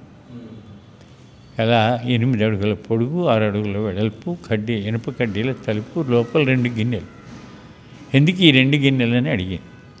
ఒక దాంట్లో ఇంగ్లీష్ వాడు అన్నం వేస్తాడు, రెండవ గిన్నె ఆయన మలమూత్ర విసర్జనల కోసం. 11 ఏళ్ళు మగ్గాడు. ఎవరి కోసం? ఈ దేశ స్వాతంత్రం కోసం. ఒక చాప లేదు, దిండు లేదు, దుప్పటి లేదు, 2 అంగుళాల సముద్రపు దోమల మధ్యలో 11 ఏళ్ళు మగ్గాడు. ఎప్పుడైనా బయటికి తీసుకొస్తే ఏం చేయిస్తాడు? 2 పనులు. ఒకటి నూనె తీయాలి, 2 తాడు పెనాలి. నూనె ఎలాగా? మనం గానుకి ఎద్దును కడతాం.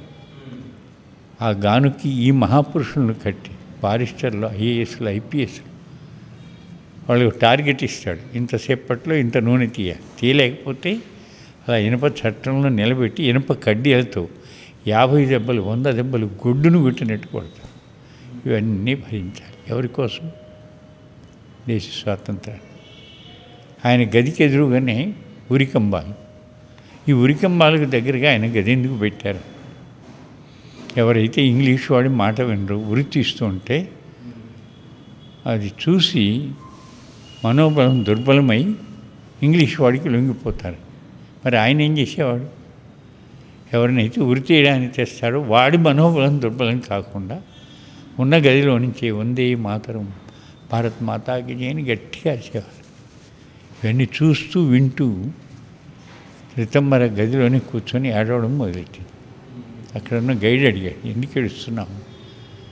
ఇంగ్లీష్ వాడి కాలంలో ఒక్క స్త్రీ కూడా తన శీలాన్ని రక్షించుకునే అధికారం లేదు.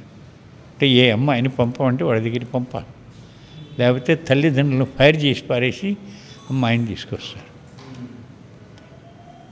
ఒక్క దేవాలయంలో దీపం వెలిగేది కాదు. ఒక్క గోవుకు పూజలు లేవు. ఒక ధర్మగ్రంథం పఠించే భాగ్యం లేదు. రౌలట్ చట్టం అని పెట్టి ఇంగ్లీష్ వాడు కనపడితే భారతీయులు మోచేతుల మీద మోకాళ్ళ మీద వాడికి ఎదురుగా నడవాలి. అటువంటి దుర్భర స్థితిని దూరం చేయడానికి ఎంతమంది ఉరికంబాలు ఎక్కారు, తుపాకీ తోటాలకు బలయ్యారు. అలా సాధించిన స్వాతంత్రాన్ని రక్షించుకోవడానికి ఏం చేస్తున్నామని ఆమె దుఃఖానికి కారణం చెప్పి, అటువంటి వీర సావర్కర్ని స్వాతంత్రం వచ్చాక హౌస్ అరెస్ట్ చేశారు. మరి ఎట్లా ఉండాలి? భగత్ సింగ్ లాంటి వాడిని అతన్ని ఉరి నుంచి తప్పించగలిగిన శక్తి ఉండేది, తప్పించలేకపోయాడు. కాబట్టి అవన్నీ ఇంకా మైనస్ పాయింట్స్. అందుకని ఇంకా అటువంటి సావర్కర్ బొమ్మను పెట్టడానికి పార్లమెంట్లో మొన్నటి వరకు అవకాశం లేకపోయింది. అది దురదృష్టం. కాబట్టి వాళ్ళ పరిణామం వస్తుంది, మంచి పరిణామం వస్తుంది. ఆ విశ్వాసంతో ముందుకెళ్దాం. So thank you so much sir. అంటే మీ విలువైన సమయాన్ని మాకు కేటాయించి మీరు మాకు ఇంటర్వ్యూ ఇచ్చినందుకు. సో అంటే ఏజ్లో పెద్దవాళ్ళను ఫస్ట్ టైం నేను ఇంటర్వ్యూ చేసిన. సో మీరు మంచి మంచి విషయాలు చెప్పారు. మీ దగ్గర ఇంకా కొన్ని విషయాలు నేర్చుకోవాలి. సో అదంతా ఆఫ్ కెమెరాలో నేర్చుకుందాం. So thank you so much sir. Thank you. ధన్యవాదాలు.